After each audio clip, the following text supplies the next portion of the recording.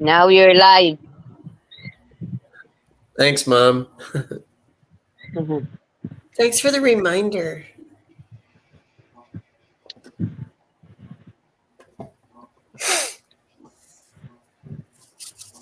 So, how's everyone doing? Same as It's night always. here in the Philippines. Sorry, you both talked at the same time. What? It's night in the Philippines. To you guys, your morning. Right. So what? Midnight your time, Cher? Yes, it's around 12:10 a.m. Almost midnight. Okay. Sean, what's up? Anyway, I don't know if I'm still in Mountain Time or Central.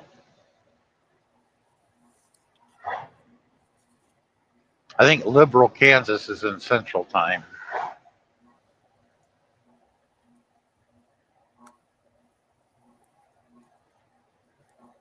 I don't know. I would hate to live in desert states. Arizona would be another place I would go, but or Nevada.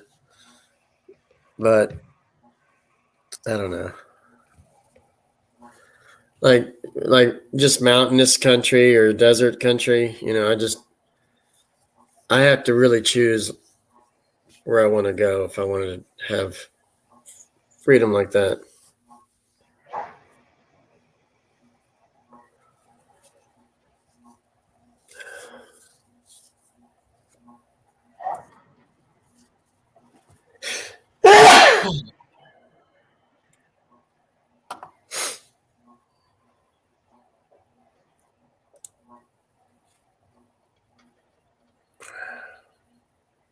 Hey, Sean Williams, thanks for being here.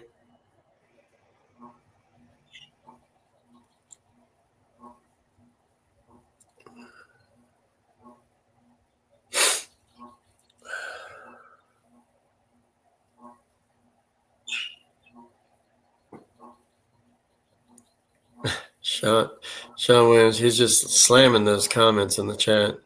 Hey, everyone and stuff. Yeah. All right. Yeah.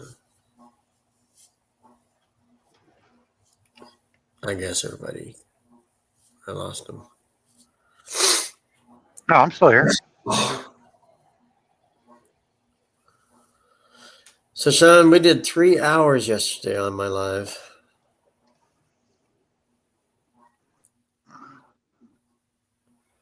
Yeah. It was good. Roxton, who are you talking about? Who's Simply Sarah?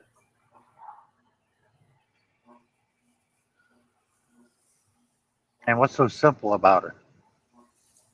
He said somebody passed away. I don't know who that is.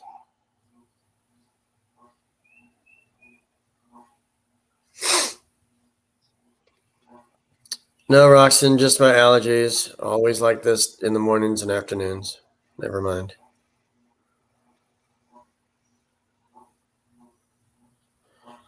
Is that a YouTuber? Simply Sarah? Hey, 3S Mom, how you doing?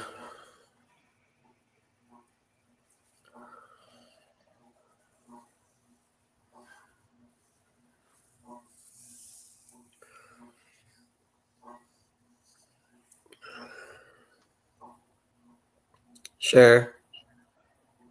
Yes, Marion's here. Darren. Marion's here. Hello, Marianne. How are you? Hello, Marion. Good. Hope you are. Mm-hmm. Hope you're doing well, Miss Beautiful. Oh, I yes. I did send the link to Darren. Yeah, you know what he said? He said, I work 13-hour days now.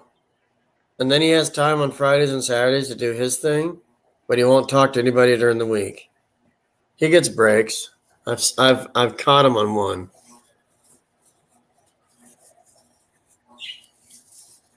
But he said he can't use the phone at work. I couldn't do that.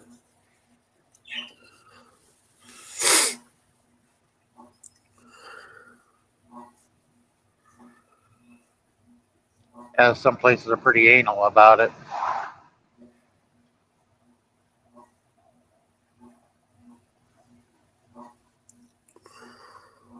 There's the border.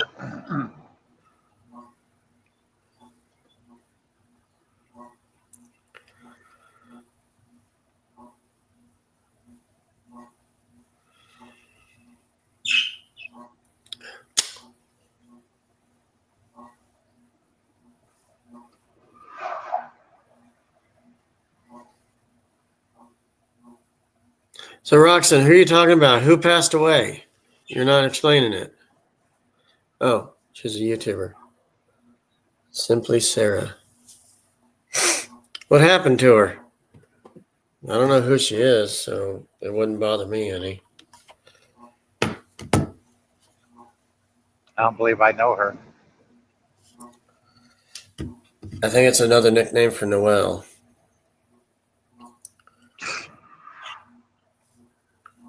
Oh, Jesus.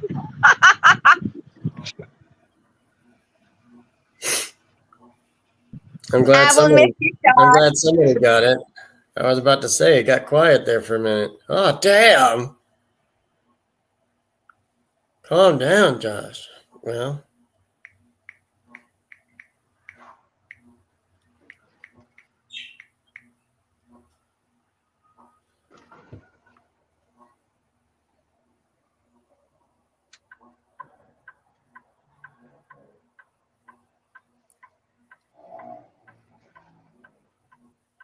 oh, she's a fat chick.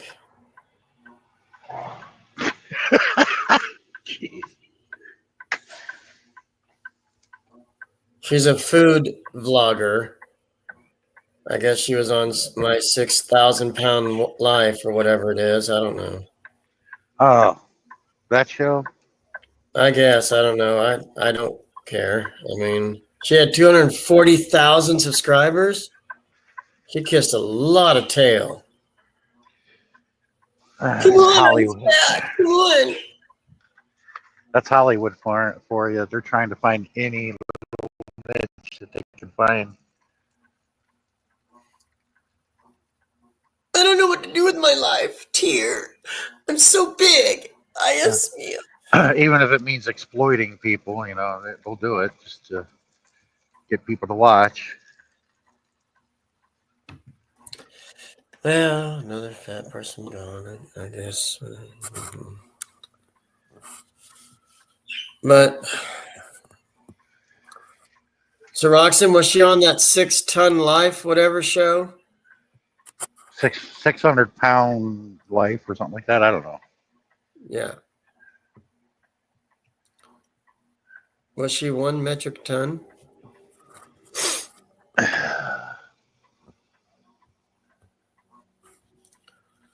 She just loved French fries and burgers. That'll kill you. So what happened to her? How'd she die? She shit on herself. Oh, that could have been it too.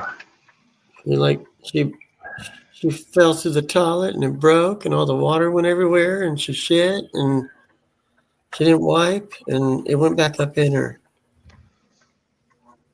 Yeah, there are people who have pooped themselves to death. Yep, she had viral cooking videos. Probably fat food, probably. I'm just saying. I mean, grease and... Come on, let's put some extra salt in here. Yes, this is healthy. Now you could just smell the aroma of grease. Oh, it smells like McDonald's. I wish I worked there.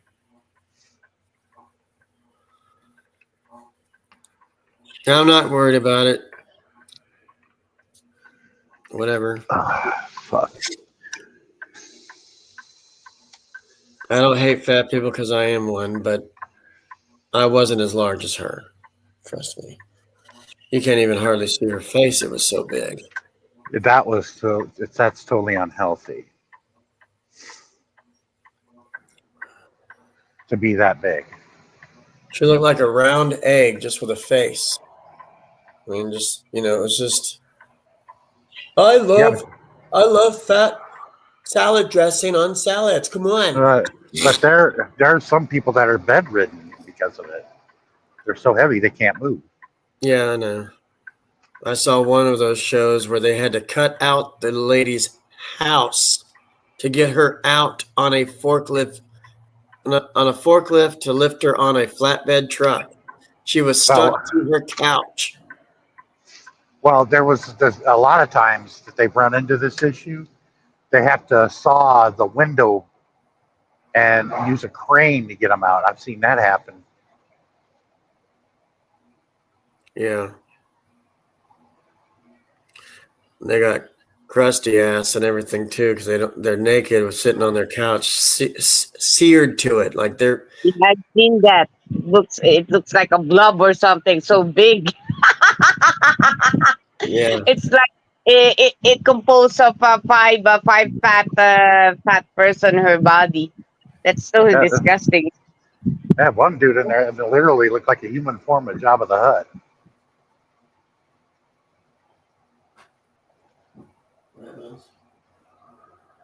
Somebody passed away that was a YouTuber that did cooking videos. She was a huge bitch.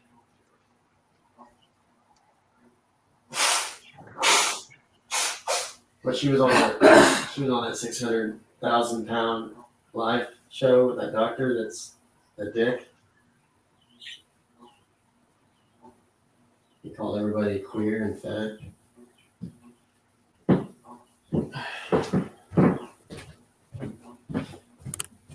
That doctor was an asshole, though, the one that was doing that show. Nobody liked him. Everybody failed. Some passed away.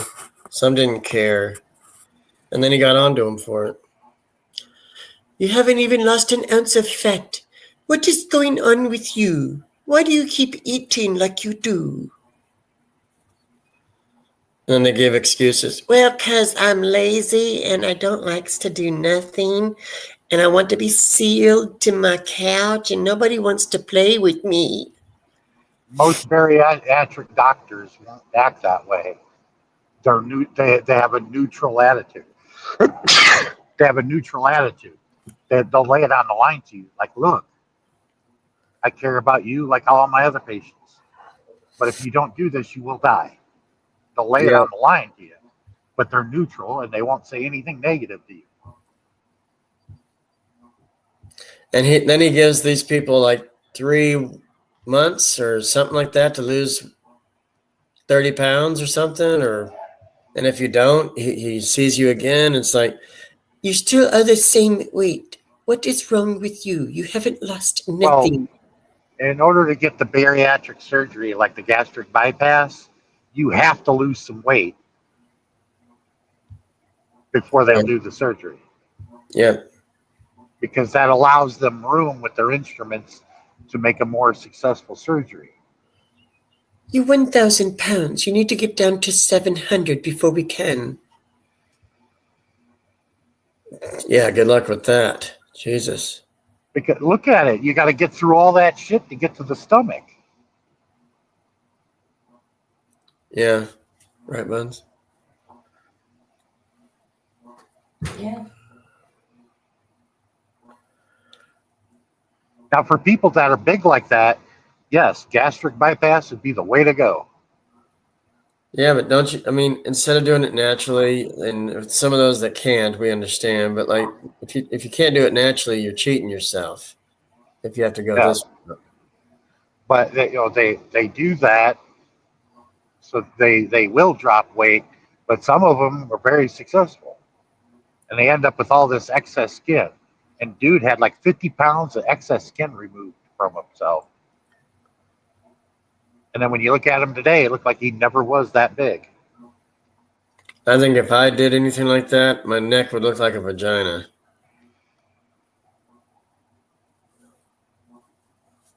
Just saying. If you lose weight at a rapid rate, yeah, you're going to have excess skin. But if you do it steadily, your skin will retract.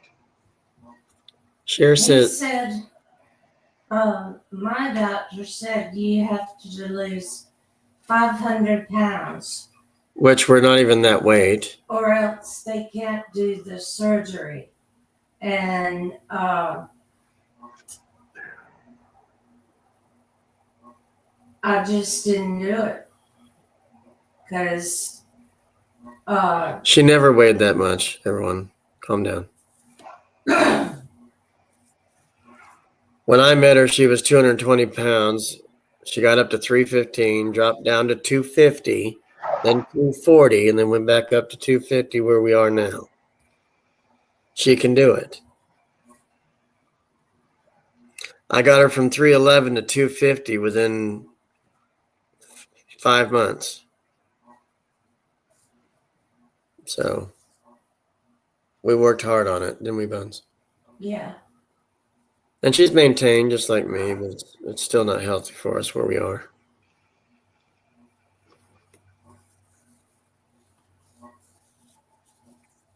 I think I lost everybody. No, I'm here. Unless I'm buffering. Sherry's still with us? I'm still here. I'm just silent for a while. Drawing, you could say that. No, I'm playing a game here, like a pool or something. Okay.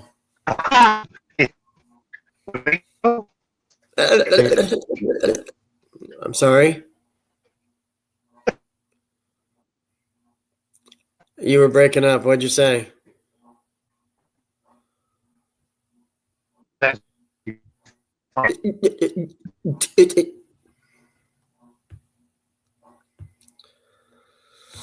I don't know what you said.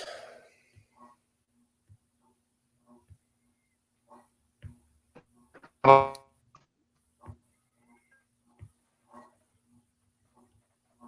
shit.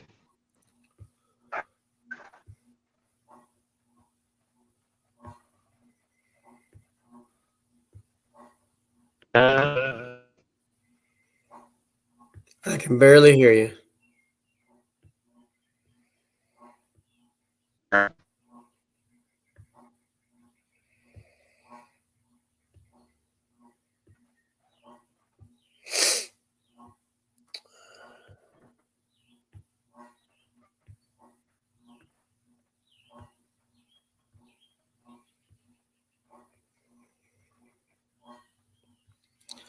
So, Roxanne, how you been?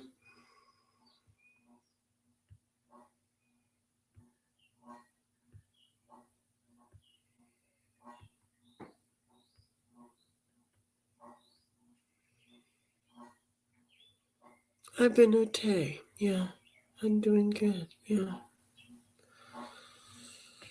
Buns, remember I have that job interview on Friday at 1. Yeah.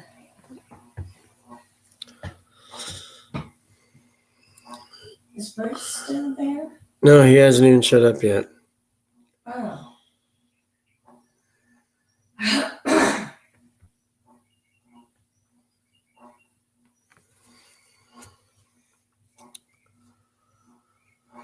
Roxanne says, "Hey, sweet buns." Hey, sweet buns.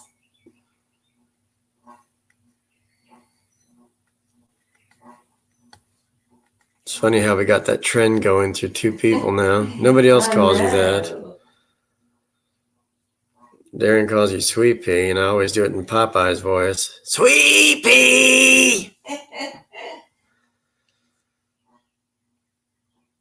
Why do you laugh at that? What's so funny? You.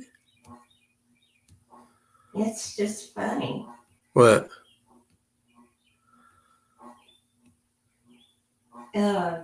The voices. See, Darren doesn't get the sweet buns thing, so he calls you Sweet Pea.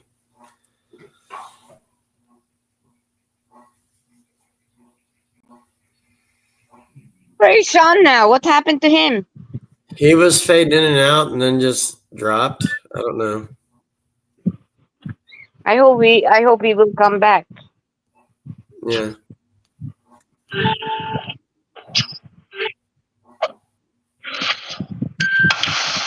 Yeah, lately we are talking to Sammy, and she's not feeling well He because might of her have been because of Dead her zone. ulcer. dead zone. Yeah.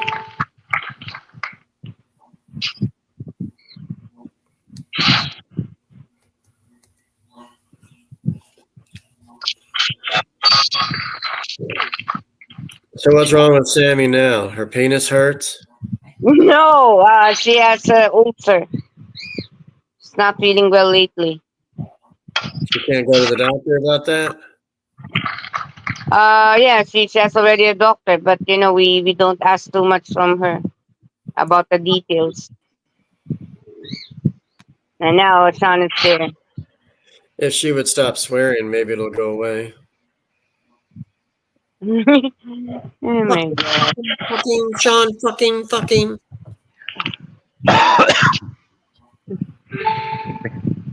Well, I don't let it bother me, is why she keeps saying that, I guess. Good, Sean, fucker. I don't know. I'm not there, so. No, that's every time she's on with anyone, it's like that's all I hear is the F word. Okay, let it go. I know that's what she wants to happen, but no spank you. By the way, welcome to Kansas.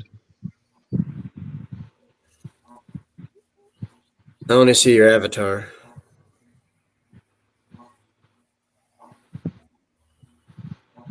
Roxanne, we're imitating somebody else that has a very more wild mouth than me. Or Sean.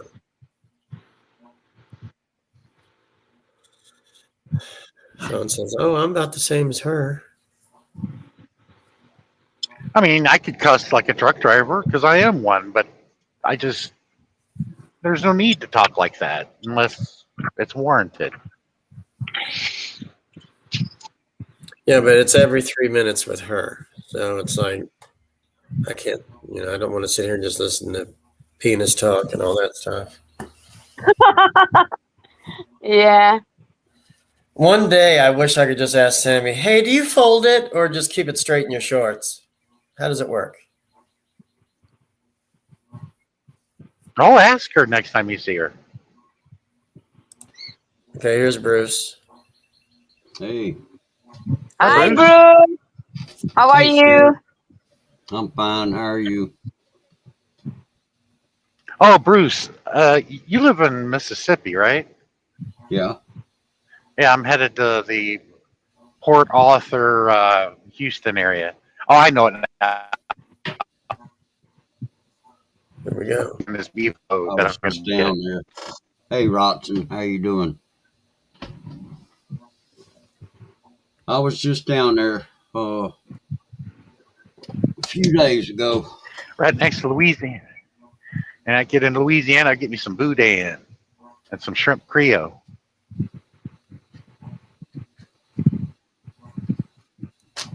So, Bruce, did I send you the link or did you just find me? Well, both.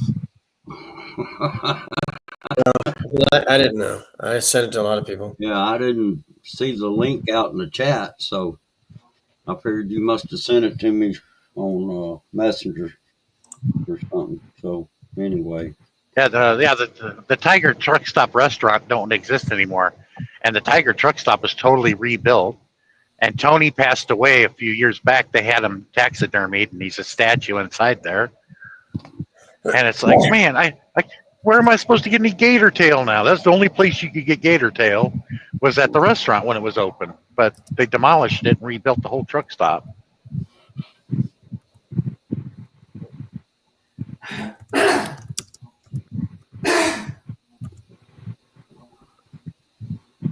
But that Tiger went to every LSU football game.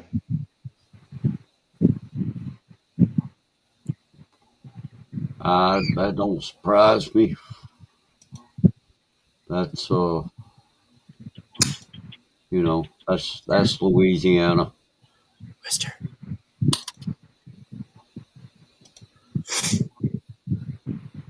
Yeah, Steven Seagal was the sheriff of Jefferson Parish. It's right next to Narlands. Nolans. New Orleans.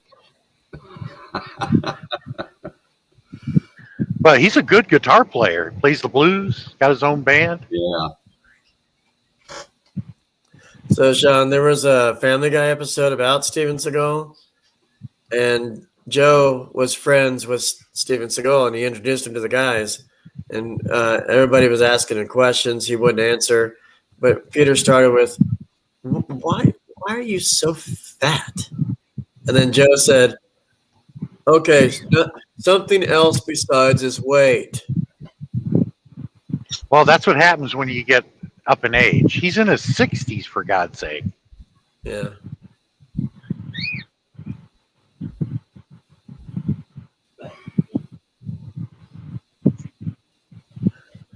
And then Cleveland, because of the race thing, he's asking him, "Are you Indian?"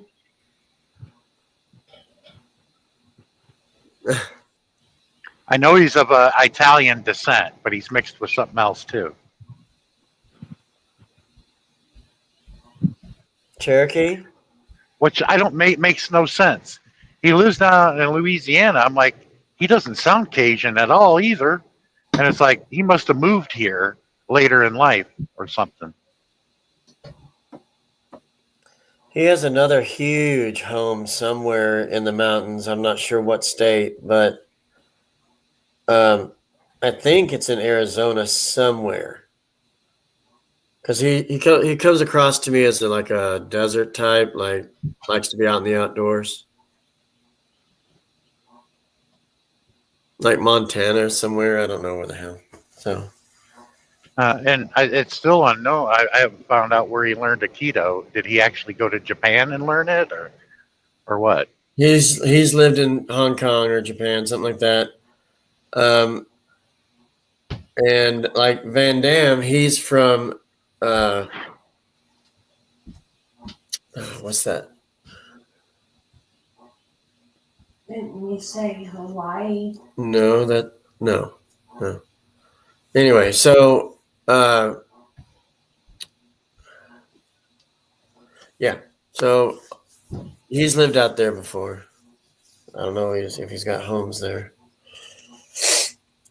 but I don't think Skull's married. I could be wrong. Well, hell, You back in the don't have a 90s, clue. all the women loved him. So Bruce, how you done been? Oh, I've been fine. Hey, brother Sean, how you doing? It's funny with Sean Williams. He'll support everybody and everything, but he'll never come up. I seen him do a stream one time. He was sitting at his kitchen table, and he was talking about the trolls that attacked him. And I'm like, when I was watching, I'm like, who the hell was attacking Sean Williams? He doesn't bother anybody. Yeah. It made no sense. Well, I've seen a lot of things in YouTube that don't make any sense. You know, I was at a stream recently, and there was it was a guy that he plays guitar and sings, and great entertainer. You know, his name's Scotty Butters. And anyway, he was doing a stream, and the trolls came in, and it's probably the same person, and is what I'm guessing. It could have been a group of people, I don't know, but they kept being hid, and whoever it was, and he finally put the cat on subscribers mode only, and that pretty much cut out a lot of that, you know. And that's something, you know, you can do that, and it does help, because then a troll can't Not a sponsor. come in there and start yapping. They have to sub to the channel, And if you put it in subscribers mode, you can set a length of time there. And most of these trolls are not going to sit around there for like 10 minutes or, 20 minutes, 30 minutes, however, whatever time you set it to, they're not going to stick around for that. They'll find somebody else to victimize. And, because that's all they're interested in doing is just, being a pain in the ass. Yeah, but the typical ones, I haven't heard from them or seen them in a couple of years. I don't even know if they're still around anymore. Some of them, I think some of them are, some of them aren't. It just depends.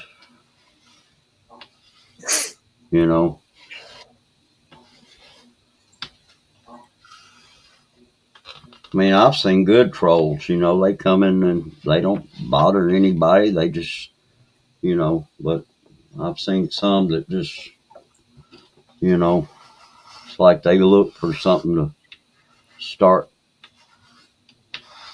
up about. It might be a comment that somebody says or something. There was this one guy that he became very well known and amongst people, and he would just start up talking about some kind of political something, that he didn't agree with and this kind of stuff, and just, I don't know. I've seen some crazy folks out here. Well, a lot of those trolls are not very educated. They just they hear Most of something them aren't. and I they mean, most of them, the majority of them are just there to cause trouble, yeah. Well, they believe things because the person that they're hearing it from they like and they believe it even without proof that what they're saying. Right. And I'm like, Exactly. dude, you're not, I don't even know you. I said, I'm not going to believe you at face. You show me proof and evidence, then we might have some. But other than that, I'm not going to believe you at face. And that's what they were expecting. And since they couldn't get me to believe them at face, they just started throwing insult at me. And I said, yeah, that's typical. And usually in court hearings, when somebody is losing the case and can't defend themselves, they'll throw out insult. That's their last resort. I said, so you better come with something better than that. I kept giving them more chances. It's like, well, I'm not believing what you say.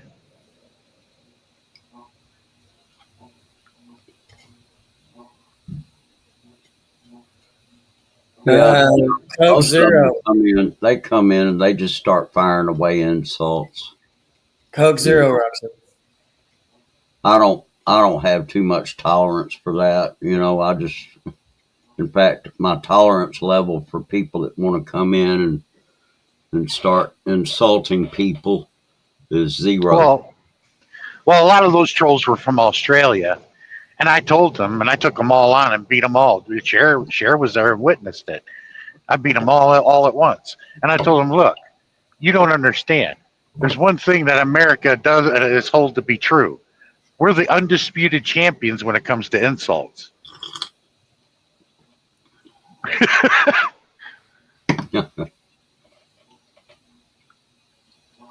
Anyway, I don't have any patience for that. I don't, I mean, at my channel, it's not about insulting anybody. It's about having good, spreading good Yeah. vibes, and, if these guys want to, or people, I should say, some of them are women. Yeah, but If they want to go somewhere and start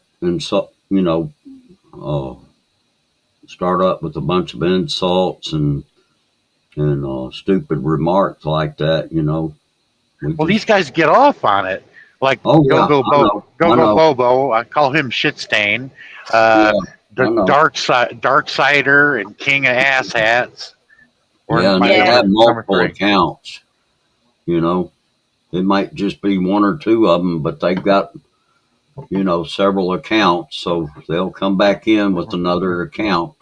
And that's what I tried to explain to everybody in cheer, that Darksider and King of Clowns is the same person, because Yeah. Yeah. they both sound like Hank Hill's son, and that's a unique voice. hmm And Yeah. another thing, Shooting Star MS, there's a European from Italy who has so many accounts. And every time he goes to live stream, different accounts, different accounts. And this person reported my channel that the owner of my channel is around 13 years old. And guess what? My channel will be deactivated. You know what? I just have fixed it.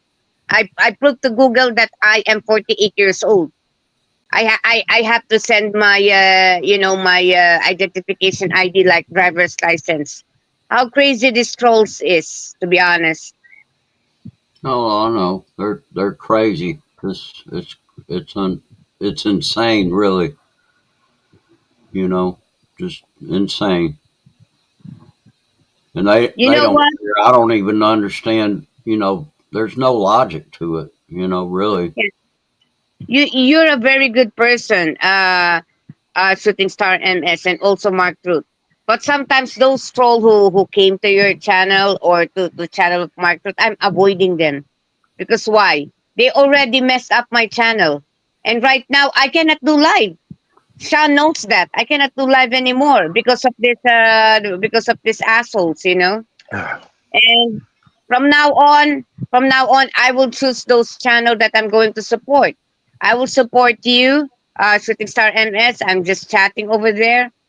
And Mark Ruth, yeah, I already explained to him my side about what happened, why I don't come to his live stream because of those trolls. Those trolls that I really hated was there. And I don't like this person mocking me again because I might say something that his channel will be reported. I'm just controlling Yeah. myself only. Yeah, Well, you're a good person, Bruce.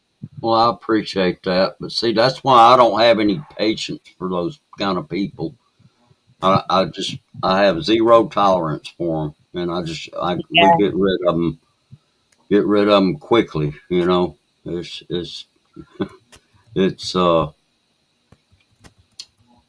best to get rid of people like that as quickly as you can, rather than let them stick around and create more problems, more trouble. I don't like the fact that when they come into my stuff, it used to be really bad back then, and they would write the N word vertically. Hmm. This down. Nigger. I didn't like Right. it. I had to block, Oh yeah. remove. And there's been so many failures in my chats that I just Yeah, but I would have handled that by explaining to them the meaning of that word, that it fits everybody. It means people who are lazy and shiftless. It doesn't matter about what color you are. Right. Exactly. So like Red Fox explained that. He goes, don't believe me? Watch Hee Haw next week. Watch him nigga lay there. Is it raining, Ezrin? I don't know, baby brother. Why don't you call the dog in and see if he's wet?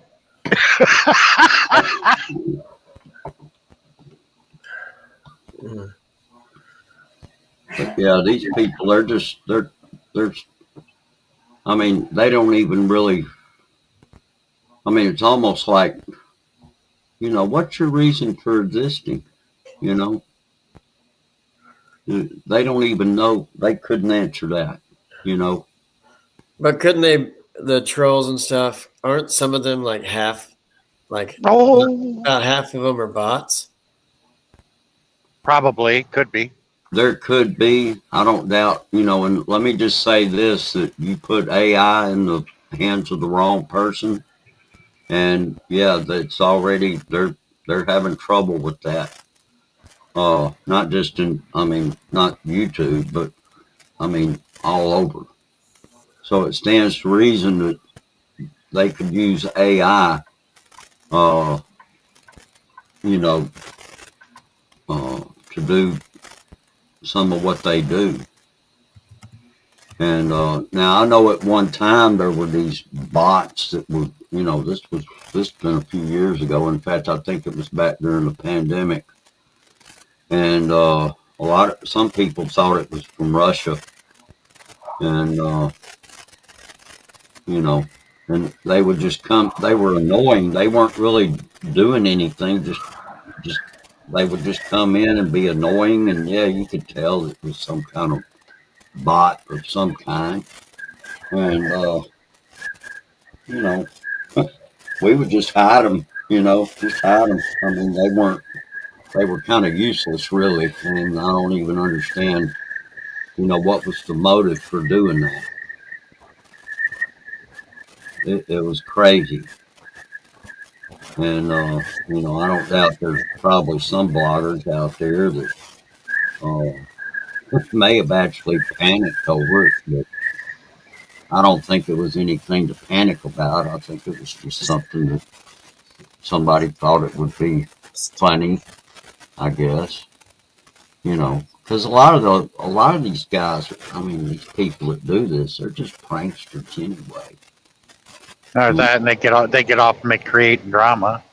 Yeah, they're just pranksters and yeah, drama. You know, mentally insane. You know, mentally sick. Just, you know, of course, you can recover from some mental illnesses. You know. I don't know. You can't recover from all of them, but some things you can recover from, and you know, but you can't recover from all of that stuff. Some people are just hopeless cases, you know,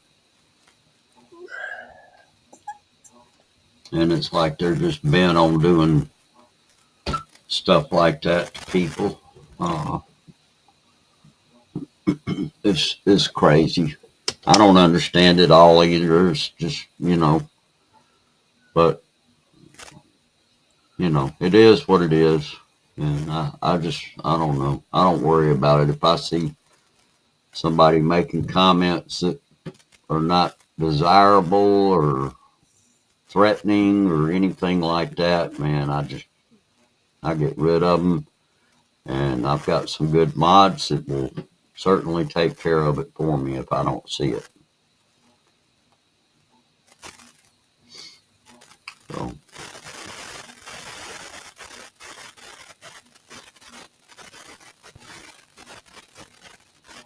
Yeah. Well, anyway. What is that static going on? Static? Yeah. Who? I don't know. It's one of you guys, not me. Share's muted. It's you, Bruce, because everybody else is muted. Oh, it's me? Yeah. All right, hold on. Yep.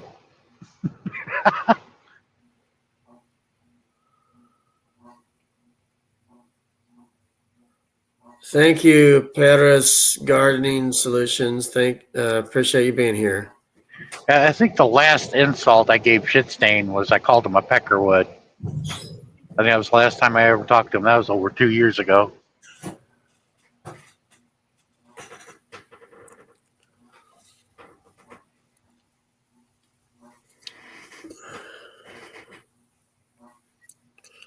Okay, is that any better? Ooh, got an echo. Didn't mean to echo. I didn't know that was still turned up. Is that better? Yes. Okay. What? You can't do that while I'm doing this. Well, I can't do. What? Suck it in.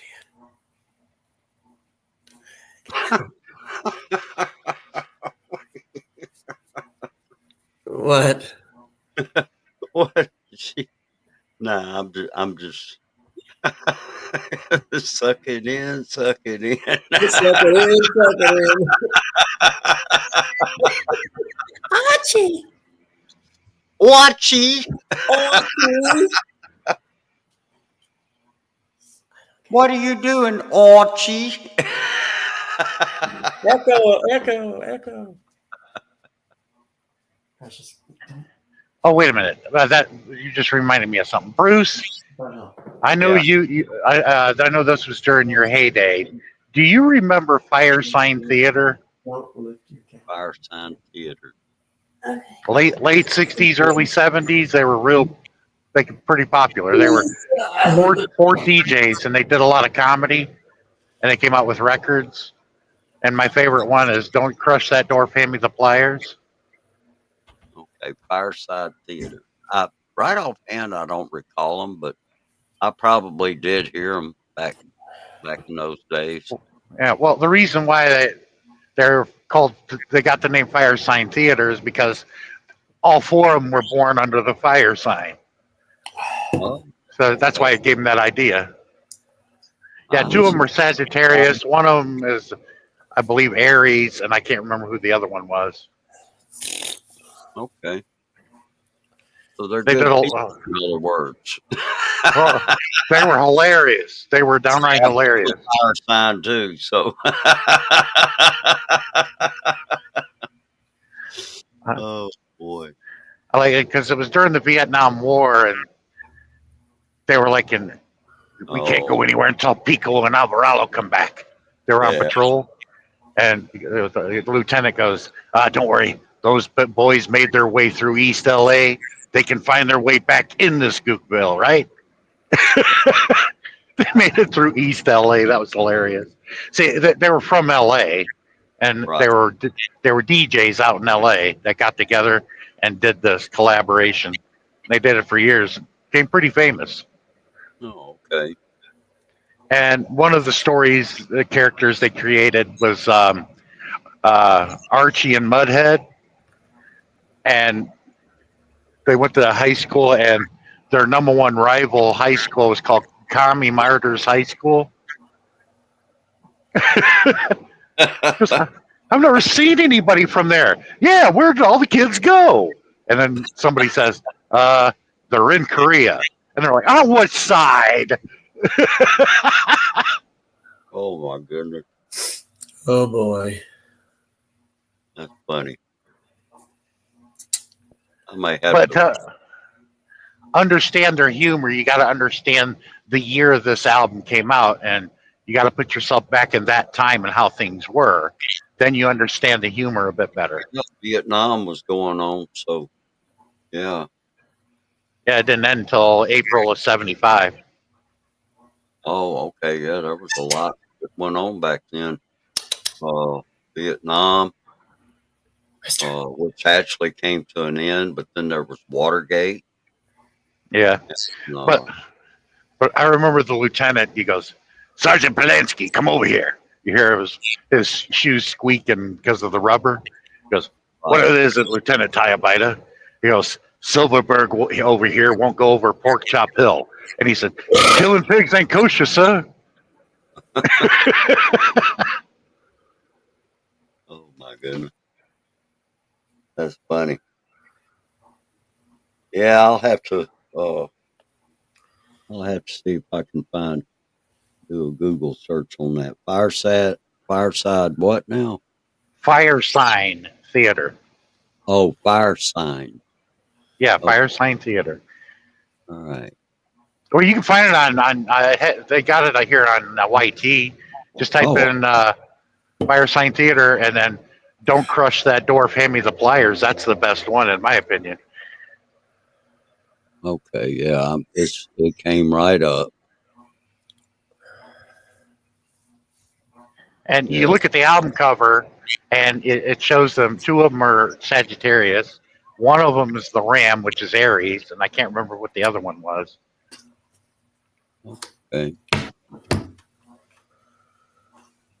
Yeah, that's cool. Yeah, I see. I'm looking at them now here on Google. Yeah, and at the beginning of it, they make it sound like you're in a church because the organ starts playing, And believe it or not, you'd think that you're at church, but not one religious thing was mentioned in the whole spiel. Oh,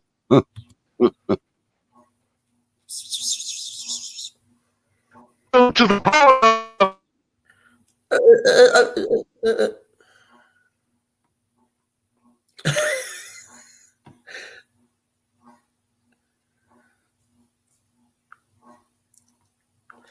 it has nothing to do with religion.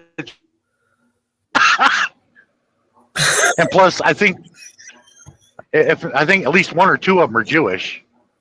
They make jokes about that too. That's hilarious. oh yeah, I'm sure they did. I'm sure they did. I mean, what else would a bunch of schmucks do?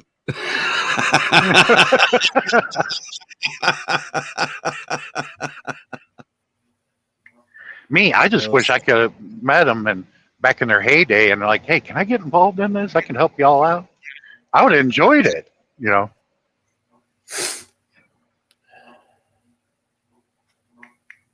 Well, they probably had fun doing it. You know, it looks Oh, like no doubt. just from what I'm seeing here, these guys look like they probably used to have a lot of fun. Yeah. I like that. There was this game show. I can't remember. I guess it was called Sold Out. Was the game show? Yeah. And he told her all the prizes that she had already won. So, Miss Presky, what would you rather do? Hit this Jew over the head with a bag of sugar, or beat out that rhythm on a drum? And she's coughing, and everybody's clapping. Come on, love. She goes, I'll take the bag. And everybody goes, oh, like that. He goes, you mean that you'll trade all this stuff that she won, all for that little bag? She goes, yes, I want the bag. Well, all right, then open it up. She opens it up, and all of a sudden, it's silent. She goes, why? This is a bag of shit. Oh, but that's great shit, Mrs. Presky. Okay. Why? This is a bag of shit. I mean, it was some of the humor. You got to think about it for a minute to understand the humor behind it. Oh yeah, I'm sure. That's true with a lot of those people. But yeah. Okay. Like they were talking about shoes for industry, shoes for the dead, and shoes for industry. Hi, I'm Joe Beats.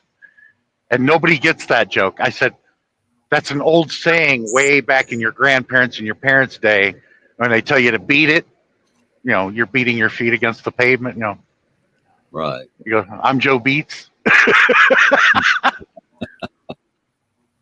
And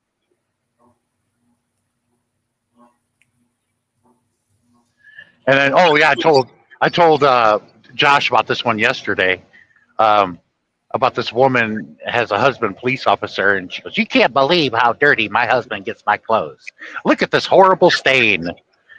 And all of a sudden you hear this music. He goes, "Who are you?" "Don't worry, ma'am. I'm Sergeant Sphincter of the Dirt Patrol, and when a job gets this dirty, my duty is to make America clean." And his name was Sergeant Sphincter. It was ridiculous. Oh boy. Mm.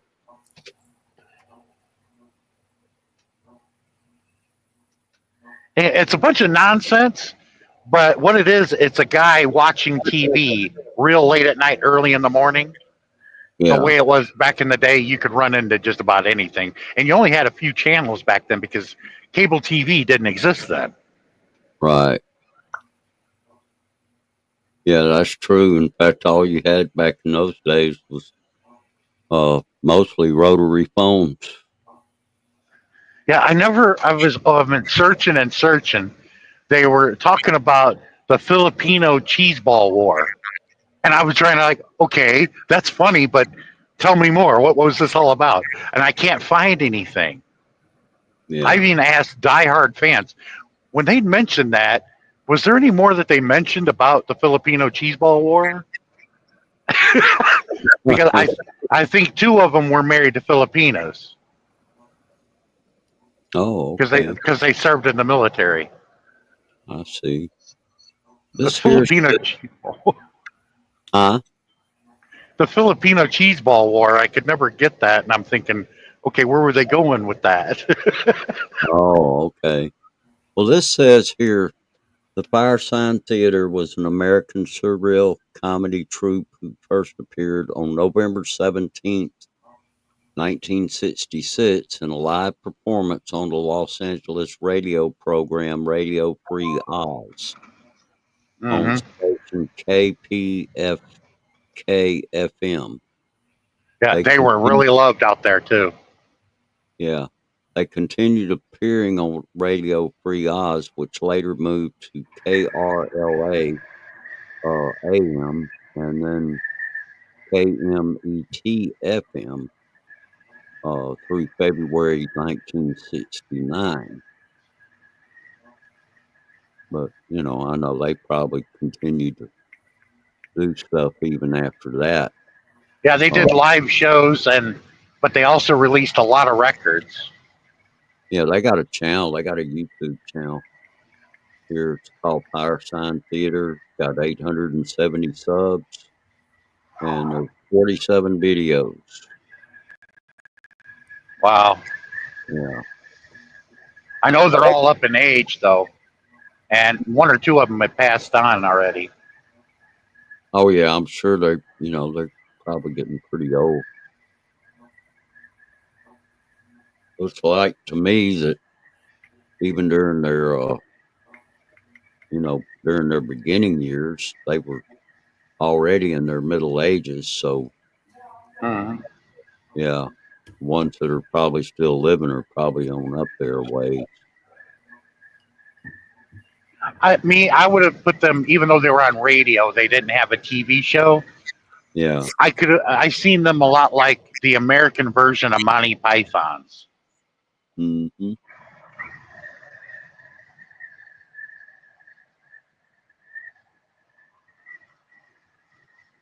yeah. I may check this out. I, you know, 'Cause some of the they talk about, you're gonna be like, "Whoa, this brings me back way back when I was in my 20s." For you anyway, or when you were right. a teenager. Let's see. The channel description says video clips by, of, or about the Firesign Theater. And then there's the website, firesigntheater.com. Above, let's see, their pictures. Let's see, there's Phil Proctor, Peter Bergman, Phil Austin, and David Osman. Yeah. Yeah, they got 47 videos with 40,097 views. Hmm. The cool thing was I can't find the video, but all four of them were up there performing and reenacting the "Don't Crush That Door," "Hand Me the Pliers," and they got the organ going. But what they didn't expect was the audience participated with the clapping like they did in the church, Right. and they all looked out at the crowd laughing at the crowd, and they were like, "Yeah, keep going," Oh, yeah.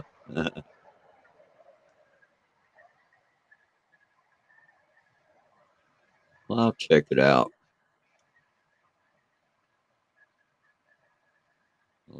I think I'll just bookmark this page so I can get back to it later.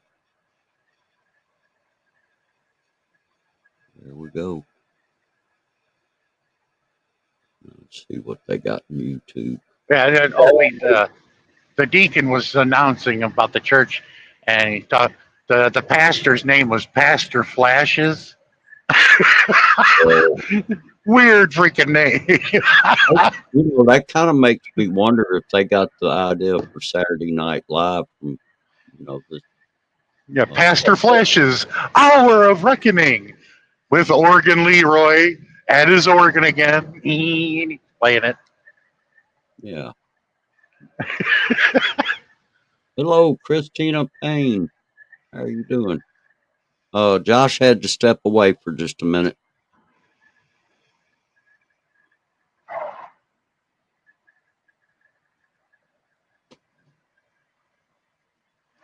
And listening to it reminded me, yeah, I remember that back in the old church, man, where it was an electric organ, And not only that, it ran on compressed air too to get the organ to work.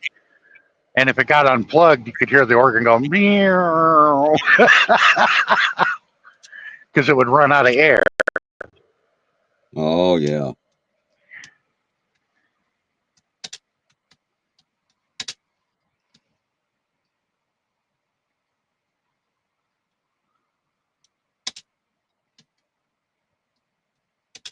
But there was a lot of talent with those four. They all played multiple instruments, and it was just hilarious.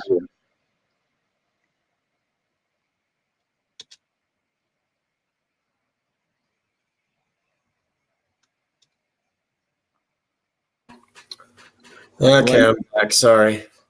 That's all right. Christina Payne, how you doing?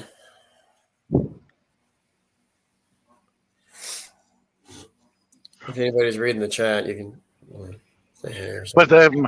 But in an interview, Michael Winslow admitted it that he did it as a joke, but it's true. His talent comes from when his parents gave him a radio for Christmas, and he turned it into one of his jokes. But it's true because that's where I just started when I was listening to the radio.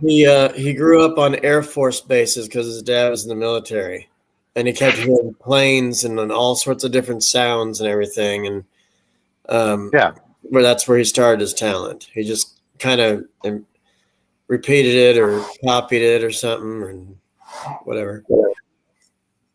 He's been doing it since he was like 10 years old. Yeah, even all of it was doing trying to make it satire. But when he did Hendrix live, I'm like, this is supposed to be funny, but this is really cool. I feel like I'm actually listening and seeing Hendrix up there. That's how good he was. I took a friend of ours that had no idea what we were doing. I says, Titties, we're going to go to a comedy club and see a very special actor comedian. Really? I'll go. Fuck you. And we went. And he sat down at the table when they took us to the table when we came in. He's like, no way, that's really him? I was like, apparently you don't watch movies.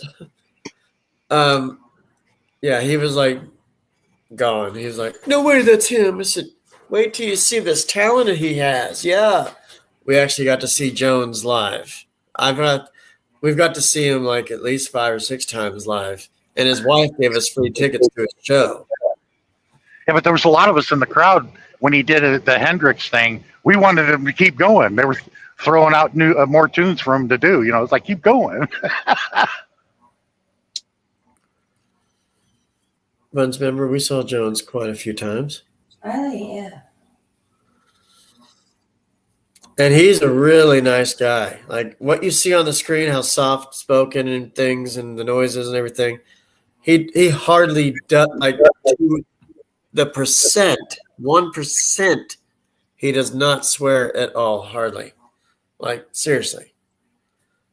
He's not clean comedy, but he just doesn't swear that much. I mean, it's funny as hell when he does, when he adds a little flavor. But yeah, he trained himself. And when he's being interviewed, he says, the ladies or the guys say, the man of 10,000 voices. And he's like, oh, we've probably surpassed 30,000 now. Wow. Well, the sound, if you count the sound effects and everything he does. Yeah. I like it when he was doing the video game and Harris looks through the doorway at what he's doing. He's acting like he's playing a video game. Yep. And then when Harris leaves, he's like, asshole. Asshole. Yep.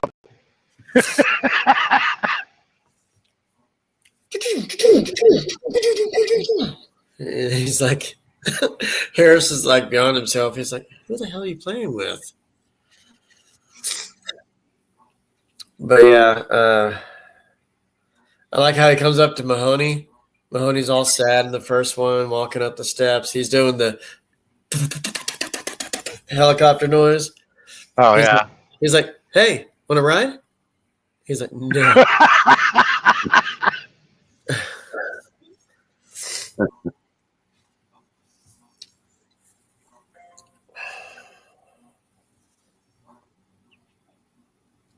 son of a. Yeah, but because of that talent, that's what landed him a lot of roles in a lot of movies. Yeah. Oh yeah. He was also on the Gong Show back in the day. Oh, I remember that. Chuck Barris. Yeah. And he'd always clap his hands together, and the audience would try to time at the same time.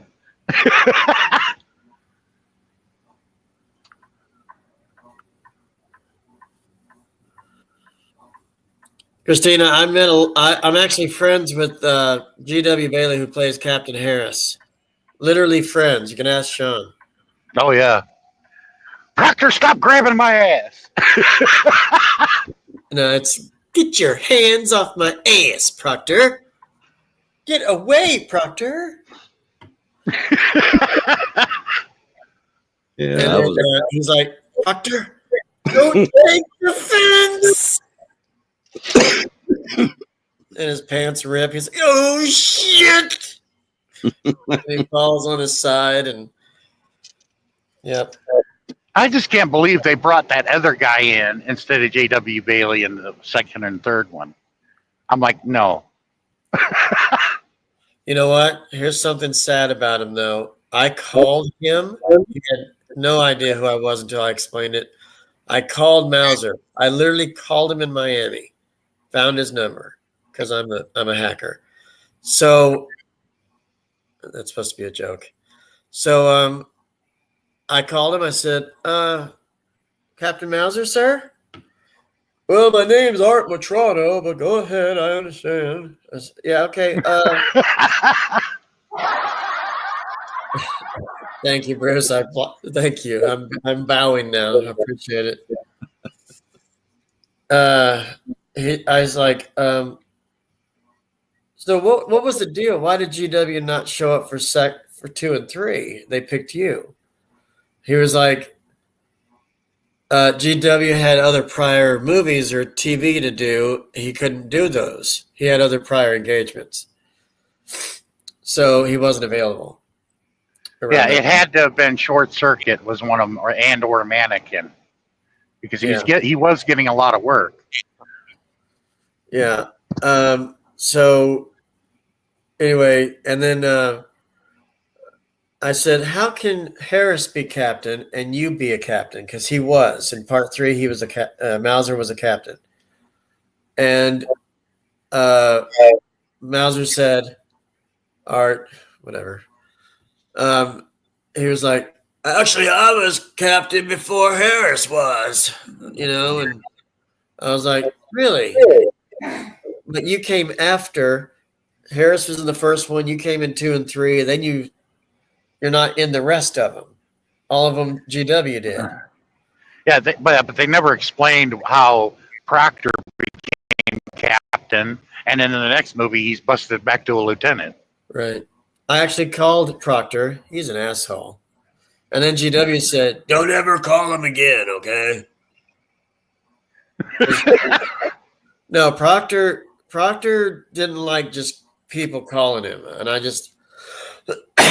he was the same way to a friend of mine in Dildo, Canada.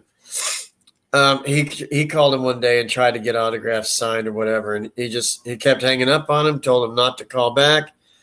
There was a scare for a little bit last year, 2 years ago. I told Proctor, I said, I just found out that GW passed away. Not true. Because he just called me on Sunday, so how is that possible? So Proctor had to go look into it, had to call GW up and say, GW, some guy named Josh said you died. No, I didn't say he died. I found out online. I typed in his name and it said he passed away of heart failure or something like. And I was like, that shocked me. That scared me. And it's not true. It was on some stupid website. It's called WikiBits. WIKI Bits, BITS. It's a false website that kind of just does like hoaxes and puts out fake shit online. So I was pissed about that. And then I called Proctor. I said, Lance, it says online that JW passed. Well, if he passed, it would all be on the news, and that's where you would actually know. Don't listen or read what you see online too much. I'm gonna find out by him though. Yeah, if he answers, he's not dead. Anyway, yeah, and then he got JW called me back after Lance hung up on me. He's like, "Don't ever call back, okay?" That's how he talks. Just like on the movies, that's his real voice. Okay. And he did that to me. He's like, "Don't ever call back, but I'm going to double check on it." And then GW called me. I was like, "Good, you're not dead." Well, just don't call Lance anymore. Just call me. Okay. He's 80 years old. Wow. Yeah. Yeah, he'll be 81 in August. Yep. Yeah. August 27th, 1944 is his birthday. Yeah. Port Arthur, Texas, where I'm going. Well, near there. Arthur, Texas. That's where that was his hometown.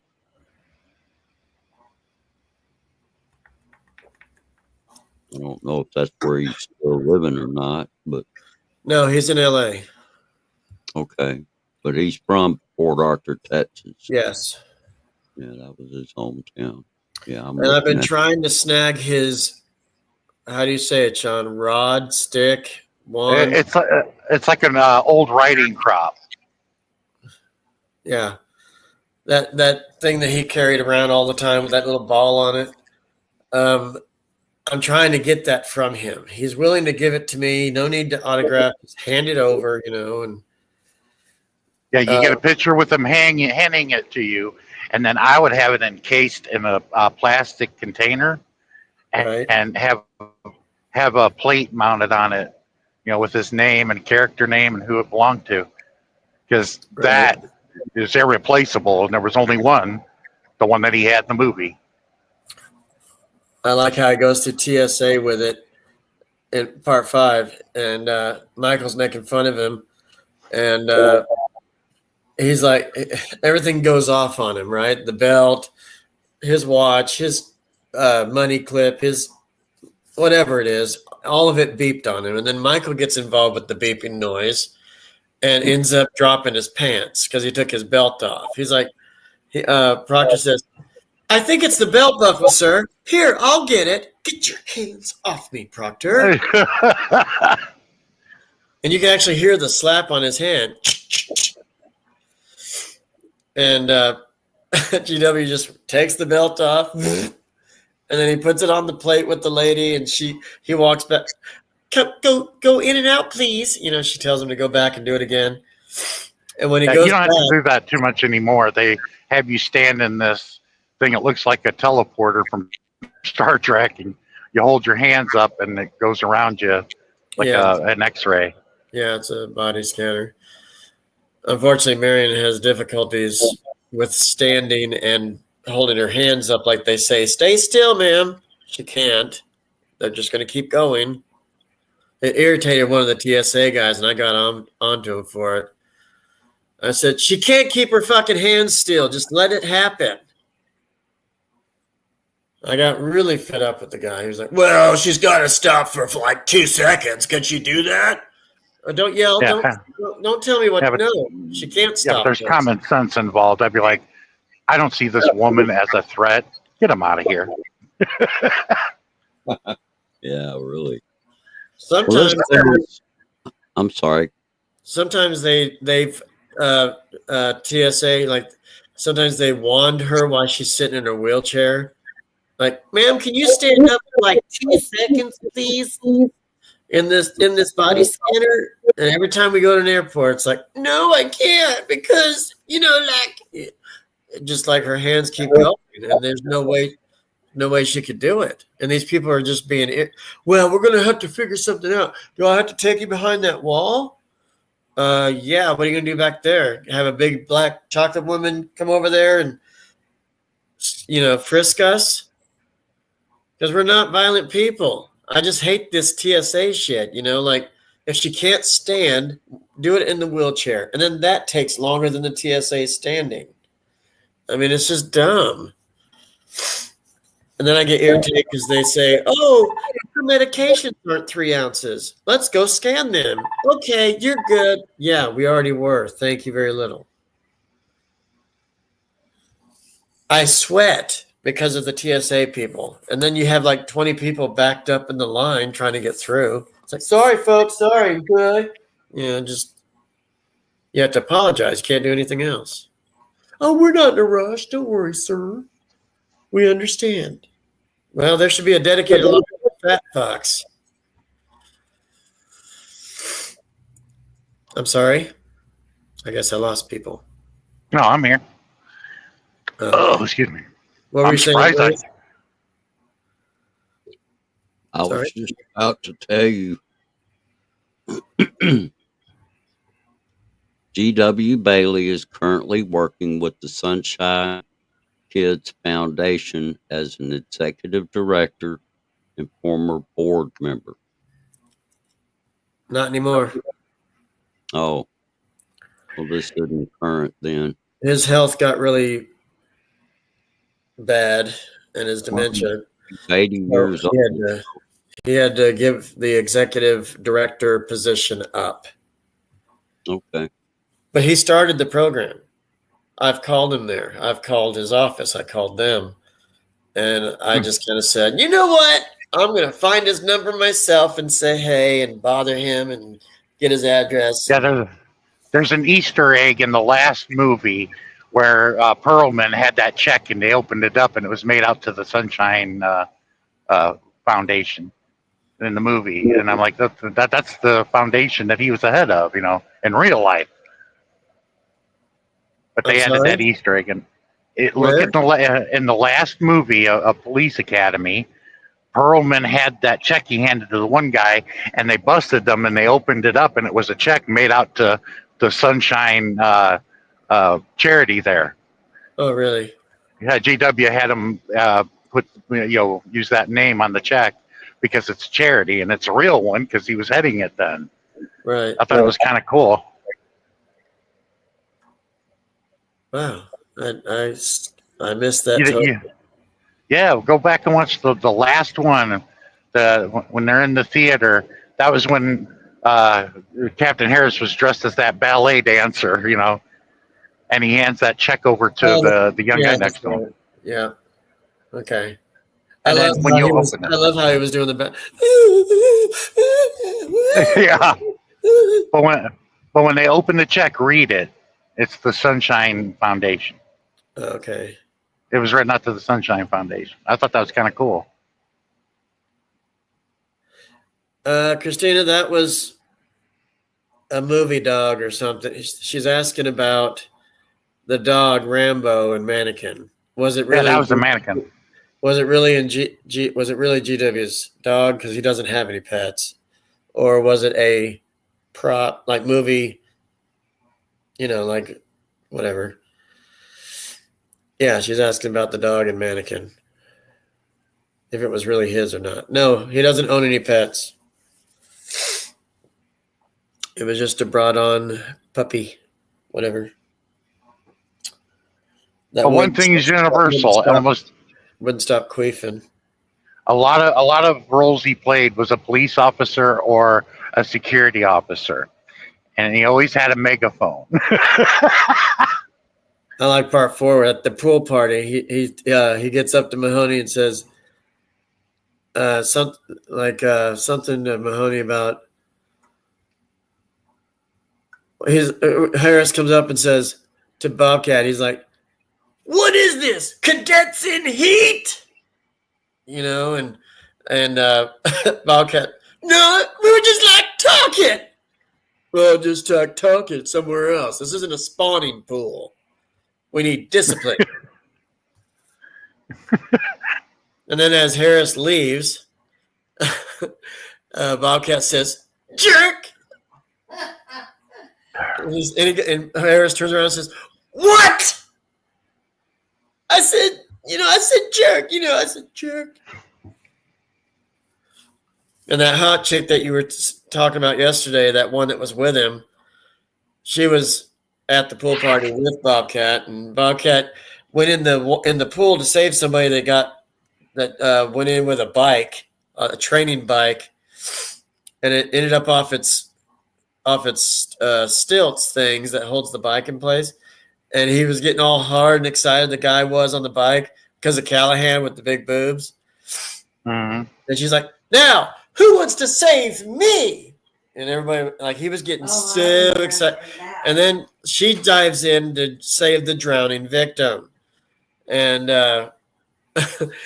and the guy on the bike skips off. You hear him peeling off. You know, he was getting so excited, pedaling and everything real fast, and ends up in the pool. Bobcat jumps in to go get him. He says, "You know," and Yeah. Who in the chat was asking about the dog? Are they still here? yeah, Christina Payne. Yeah, Christina, did you ever see the movie Short Circuit? JW was in that movie also as the head of security for the weapons manufacturer about the robots, and his name was Schroeder. But the Indian scientist that was with Steve Gutenberg would call him Scrotum. I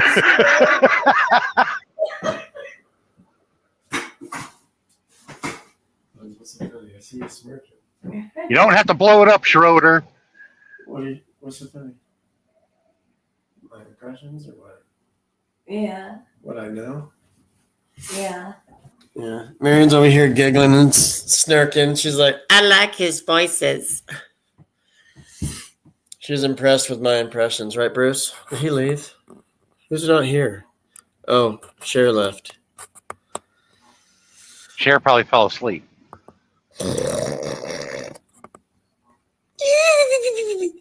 Yeah. I think, Sean, you laughed at that last time when I went, you know. Yeah, It's Shemp. Curly. No, Oh, Shemp. Chimp, yeah. He even does that when he's scared. And he thinks he lost his head or something, like somebody cut it off or whatever, and he sees a fake head fall in front of him. Yeah, there were 4 Howard brothers. The oldest never was involved. Then there was Shemp. Then there was Mo. And then there was Jerry, which is known as Curly. Right. Well, Jerome, but they called him Jerry. His brothers called him Babe because he was the youngest. Yeah.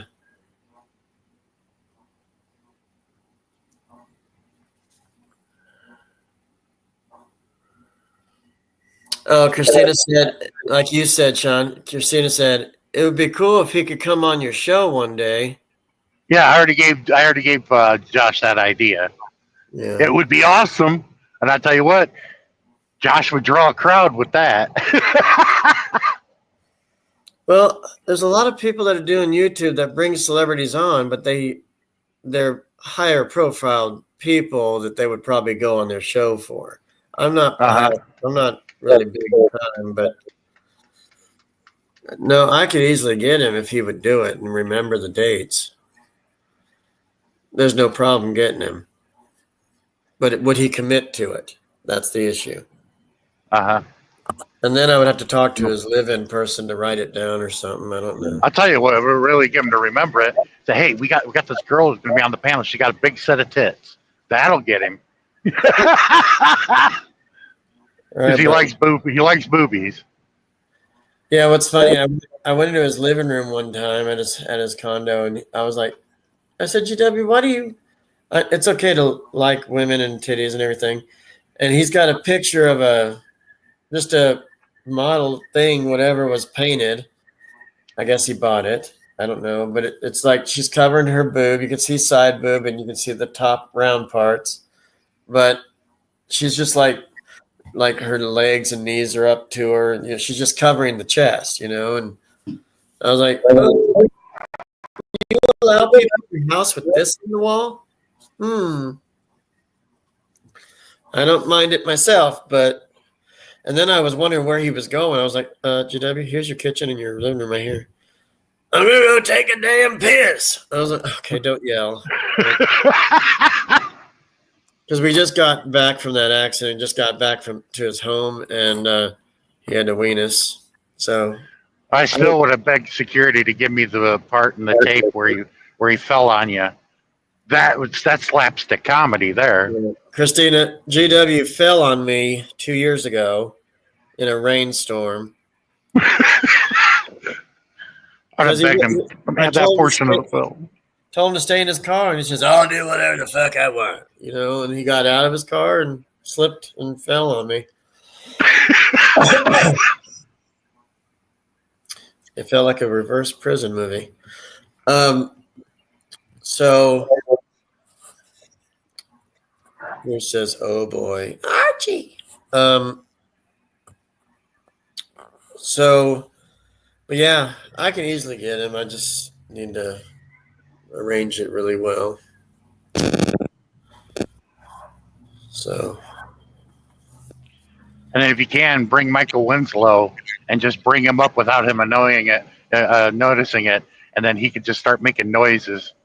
yeah. He's got his own YouTube channel. He does it like very late at night, like 2 or 3 in the morning Eastern. I mean, just like he just plays with all his equipment and everything and starts doing recordings and stuff, only for about 30, 40 minutes, Yeah, but that would provoke him though, because it always sort of got on his nerves. Because even off camera, Michael Winslow was doing that still. The skateboarders in part 4 that Harris hated? Uh huh. Now, the best part that Marion likes when the courtroom scene, when Harris bends over and shows the paperwork to the judge, he's like, "Your Honor, look at this list of complaints. And I quote you directly, sir, when I say," and then Michael does a huge ass fart noise and everybody's laughing, giggling, snickering. And after the court is over, they're walking down the stairs out in the hall. And Proctor says, "Geez, sir, I thought you ought to get contempt of court for opening your mouth."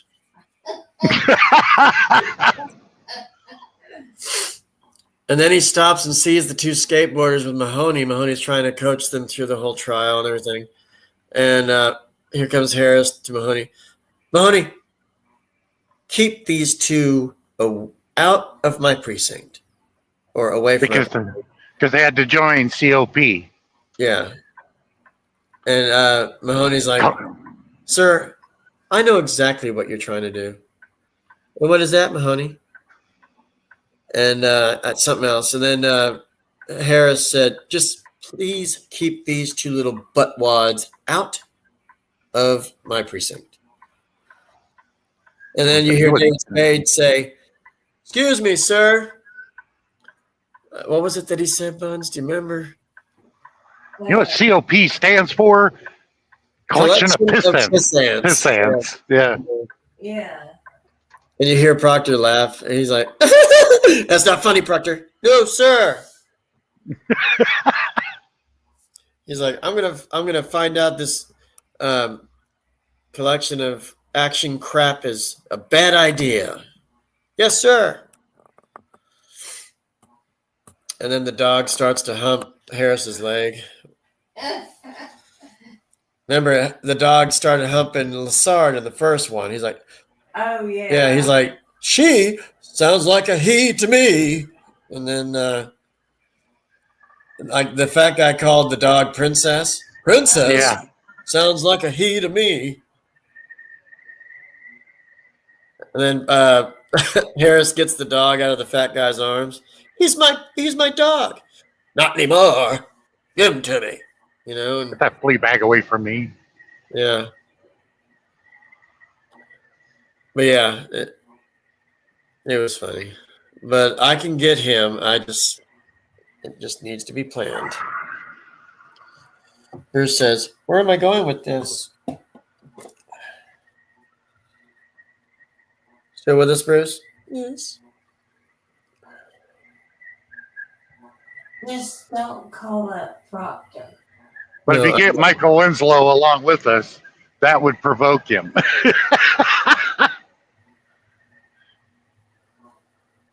Because him making those noises, and sounds would provoke JW.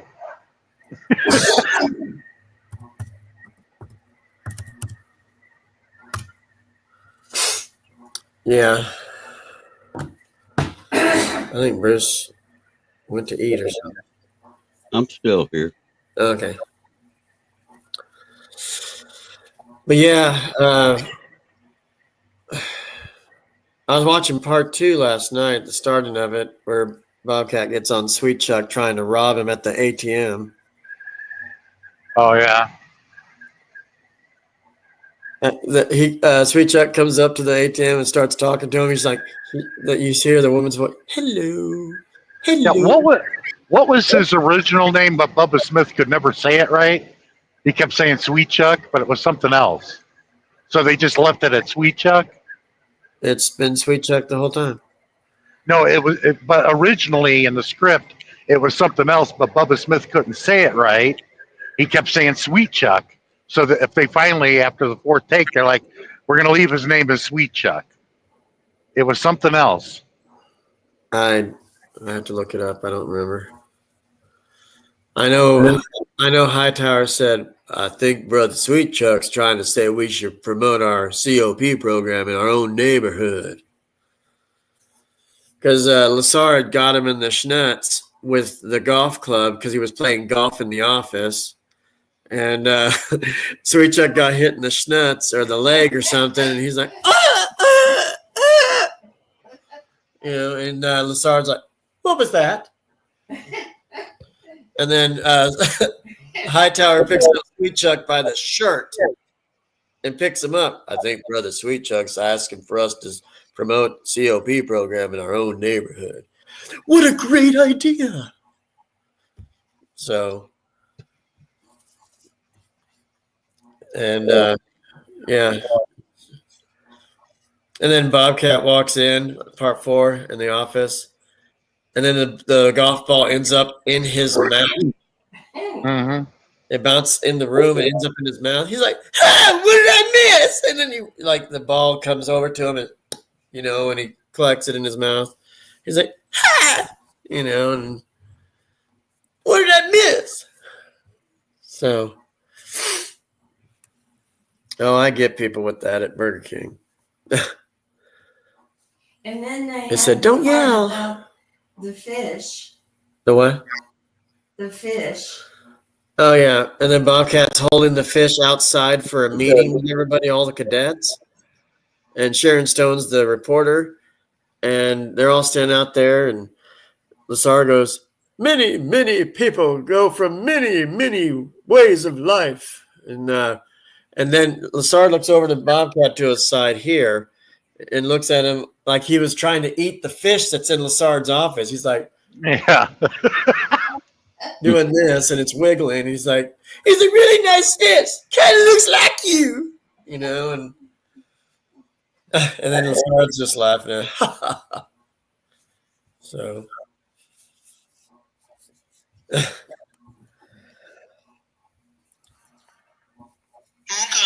Who's calling me? Okay. Okay.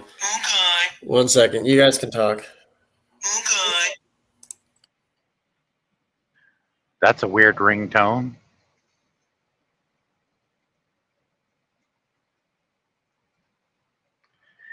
Damn, it's taking forever to get here to Liberal, Kansas. And I'm still 58 miles away.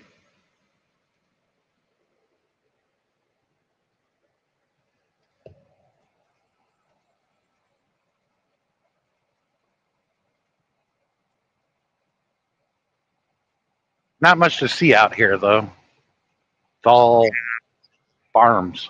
Where are you? In Kansas? I'm in southwestern Kansas, yeah. Yeah, it's not much. Not much out there, probably. Yeah, I think I might just get on 287, hit Amarillo, and then take 40 to Oklahoma City, and then head straight down into Dallas, and then get on 45 to Houston. Sorry, that was Well, it's part like, of my vocational job training stuff. well, Not for the job I do now, but it was for something else. that thing I went to down there, it was pretty good. I just hate that I was late getting there, but it couldn't be avoided either. And so, anyway, But it was nice just getting out of the house for a few days and hanging out with some friends. Did you have buffets? Well, we went to let's see, there was two meals that we all shared together. While I was there anyway. One of them we went to Denny's for brunch. And this was on Sunday, and uh, so we ate there, and then that afternoon we went from there to this it's a huge flea market they have down there. It's called Cole's Flea Market, and the place it's let's see, Devil Dog said it was like 44 acres, and it's big. It's a big place. Uh, I mean, I've been to some flea markets, but I didn't imagine it being that big. Not as big as this was. Yeah, Bruce. Hmm? Hearing the story how Josh met J.W. Bailey, it's like you got to be extremely lucky, Josh. Because most celebrities would just hang up on you. Yeah. Yeah, that's pretty interesting stuff, Yeah, because I would have never make the call, regardless of who it is. I would not call them. No, I wouldn't either. Because I know most of them are concerned about their privacy and that kind of stuff. Yeah. Yeah. But anyway, let's see. Anyway, we had dinner at Golden Corral. I don't know how many Golden Corrals they have in the Houston area, but it was one that was fairly close by the Cole's Flea Market. And And the late '90s, that place was tearing my gut up. I had to stop eating there. what, Golden Corral? Yeah, they put something in the food, or I don't know what it is, but it tears my gut up. Yeah. I had I've to go to always, the doctor. I've always enjoyed it. Never have had any problems. Yeah, I did too. But it's like, where you been eating? Golden Corral. Stop eating there. I stopped eating there, and it all went away. And I'm like, cool. Mm. I'm like, they must be doing something to their food that is tearing my gut up. That's possible that they may have been putting some kind of seasoning or something in the food that may have not agreed with you. You may have had some kind of an allergic reaction. And it may not have even been all the food. It may have just been one particular item or something that was causing that. But that's just like uh, somebody had shared something with me about uh,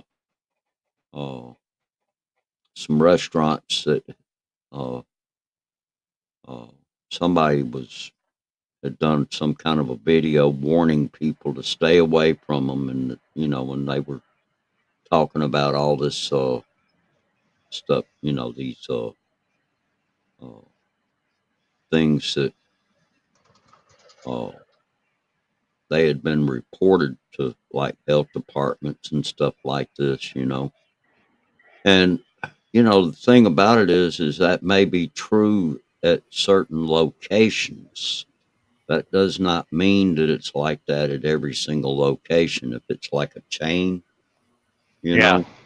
it may be that the bad report came from, say, just for example, it might be that the Golden Corral in uh, Indianapolis, Indiana, may have gotten a bad, uh, may have had some kind of bad report on them or something. That doesn't mean that the Golden Corral in Cincinnati, Ohio is, it might be, spick and span clean. Yeah.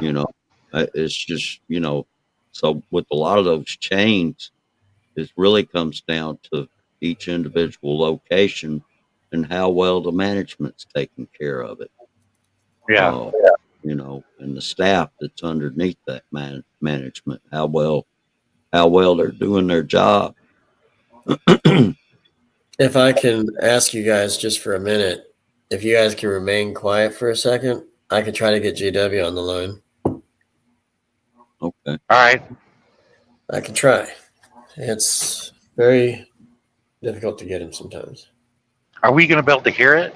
Yeah, I'm going to put him on speaker. Oh, okay. Give me a second. He just called me Sunday.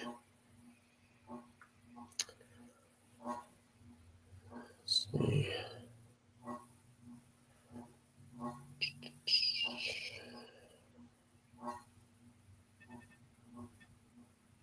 Okay.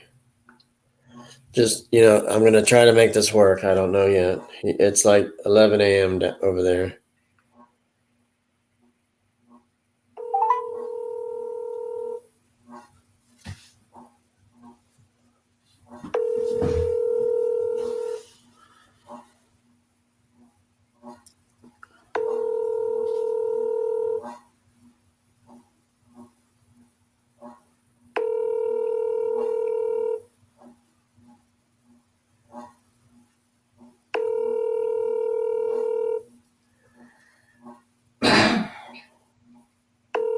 Your call has been forwarded to an automated voice message.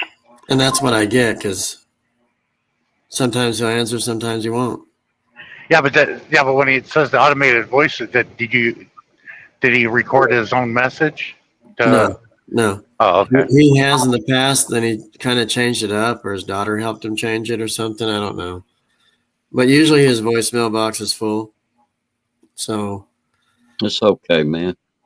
But I'm not playing around. I do have his number. But, yeah, he called me Sunday just to check and see how I was doing because of the hospital visit. He's like, "You almost died? Tell me about it." I did. And, well, it was a close call. I mean, I didn't almost die. They just said if it was any longer, we're talking critical, you need to go. Yeah, but I would have made it fun and funny with him. I'm sorry? I said you would have ended up in a diabetic coma. Yeah. With sugar that high. Right. Yeah, my dad, back when he was living, he ended up in the hospital. He had a problem with his pancreas. And anyway, he went into a diabetic coma. And that's no fun. But the weird thing is, he asked about me, and I told him about it, and he's like, "Yeah." I said, it could have been worse. He's like, "Very good. Goodbye." I was like, that was 3 seconds. Like, he didn't really want to stay on the phone long, but I said, "Love you. Talk to you later." I said that to him. Let me just say this, Josh. If he's 80 years old and if he's got dementia, that was the dementia talking. Yeah, you need to you need to have some understanding here. Number one, he's elderly. I mean, I can just picture me at 80 years old. A lot of 80-year-old people are senile. And but he was so cool when he was younger, though. That's true, but he's not young anymore. And we all go through that. We get to a point in life where yeah. things just change with us, He told me he was in his 50s when the first Police Academy was on. Wow. Yeah, that's probably about right. I mean, 84. Those movies came out, what was it, 84? Yes, the first one. Yeah, well, let's see. They did it between 84 and 94. So he was born in 1944. So let's see. He was the same age as my mother was. Well, he should have been about 40. Yeah, 40s or 50s, something like that. Yeah, he was probably about 40 years old. because it said on there that he was born in August of 1944. So, most people that were alive at that time, yeah, they're getting pretty old and that kind of stuff. So, And you know how families usually do like the acting gig. They all of them want to do it, and GW is the only one that ended up being an actor in his family. Nobody else wanted to. They have other jobs. One works at a car dealership. I mean, so everybody had their own profession. understandable. Paul McCartney, not, I mean, yeah, he had his wife Linda involved in Wings with him, but as far as his kids go, they all chose different occupations. I don't think any of them went into music. So that's just the way it is. My dad, he was a contractor. He tried to get me to go to school and learn the same thing, but I just didn't. I couldn't get into it, and I ended Anyway, up. Josh, Yeah. All right, go ahead. when he called you and asked you how you were, I would have messed with him and provoked him a little bit. I'd be like, they shoved a tube up my ass, JW. I've been messing with it. Well, he did Just to get him to laugh. use one of his words or lines in the hostel that I stayed at when I was visiting him. He came in that day we fell.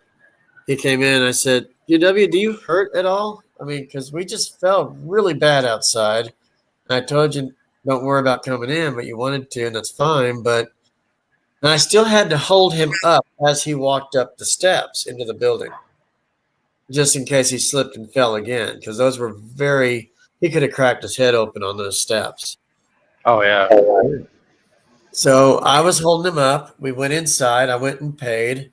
We went to my room. He grabbed my thigh, and then we left. So I kind of did a Jones thing to him with the squeaky sounding wet shoes. And as Harris walked in, I walked in behind him. We're both going, like, because we're all soaked and everything. And I said, GW, are you hurting because of the fall? He's like, no. I said, well, I'm hell in pain right now. I felt like something popped when you landed on me. He's like this, one of his favorite lines, good for you. I was like, and then I asked him, I said, you don't hurt at all? No, I'm fine. Just like going off to my room and stuff. And what nice room. Fuck yeah, I like it. I thought it was crap. Thank you.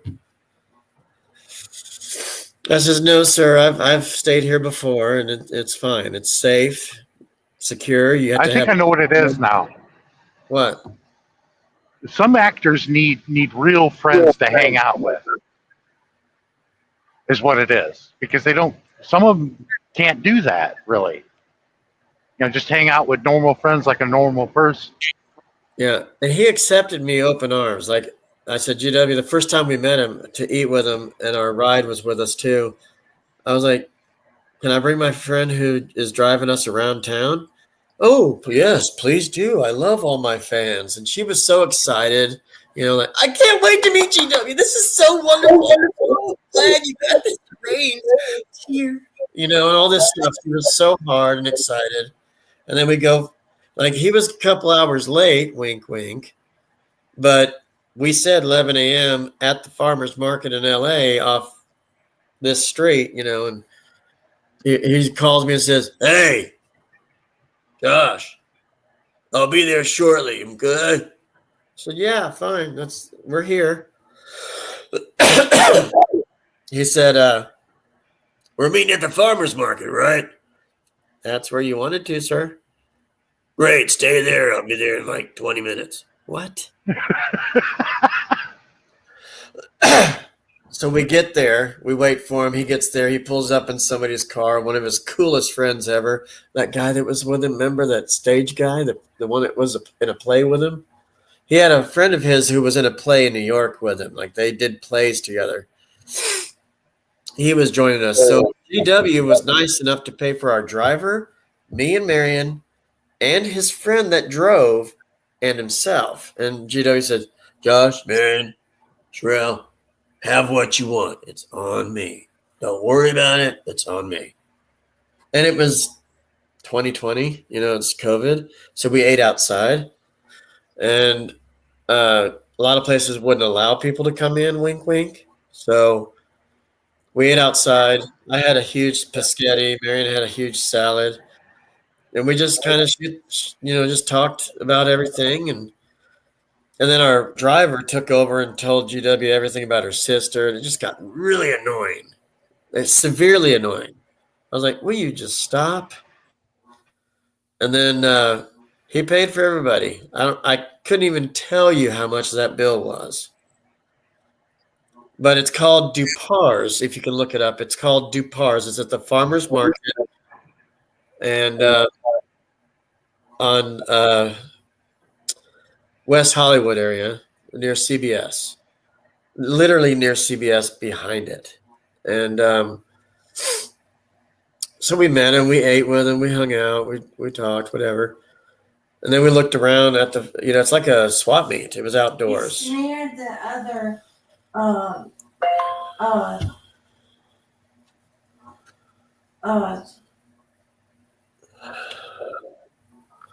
is it? What? I don't know. What we call them? What we call who? The other hostel. Yeah, it's near the hostel that we stayed at. Hostel. It was like 3 blocks down. We could have walked. But it wasn't a safe street when you get down there. But so our driver took us. Just hop in the damn car. I'll just take you up the road. 'Cause we're he was all over the road, man. People in California, like they'd say "fuck you" with their tail lights. Just on the 405. I do not like the 405. They are all over the road. And hitting brakes and all this stuff for no reason. Oh, there's a tire in the road. Let's go around. It's like, Jesus Christ. And we're hitting the brakes and everything, doing this in her car. I was like, do people drive this way all the time? Yes. She's like, yeah. Can't get around it. You ought to go to Manila and ride in a car there. Oh, yeah. You're sharing the lane with another car. Oh, yeah. That's why I was like, I'll never drive in the cities there. I'll drive in the province, but not in the cities. Manila is crazy, man. That place, it's too many people. Too many people for me. And so, Sean, this is funny. So Sherelle, our driver, she picks us up. She works for Uber. Not anymore, but she did. And she picks us up at LAX. She's like, where do you want to go first? I said, I want to go to a Walmart and get some things. You're visiting, you're vacationing. You shouldn't have to go to a store to buy some stuff for your room because you're supposed to be out and about. And I did anyway. And then we never ate the food. I spent $30. We never ate the food. Go figure. So as we were packing up to leave the last day for our lift to the LAX, I kind of just shared the food. Like I just brought it to the kitchen of the hostel and just put it in the fridges and stuff. I says, I'm just going to leave it here. Can't bring it with me anyway. So those frozen meals, Stouffer's, those little frozen things. So we bought a couple of those saying, oh, God, yes. And we never ate them because we were all out and about, eating out and everything, giggity. And so Sherelle picks us up. We go check into our hotel. And then we go and ask around, go look at mansions, do this, do that, do this, do that. And I had to stop at a Jack in the Box.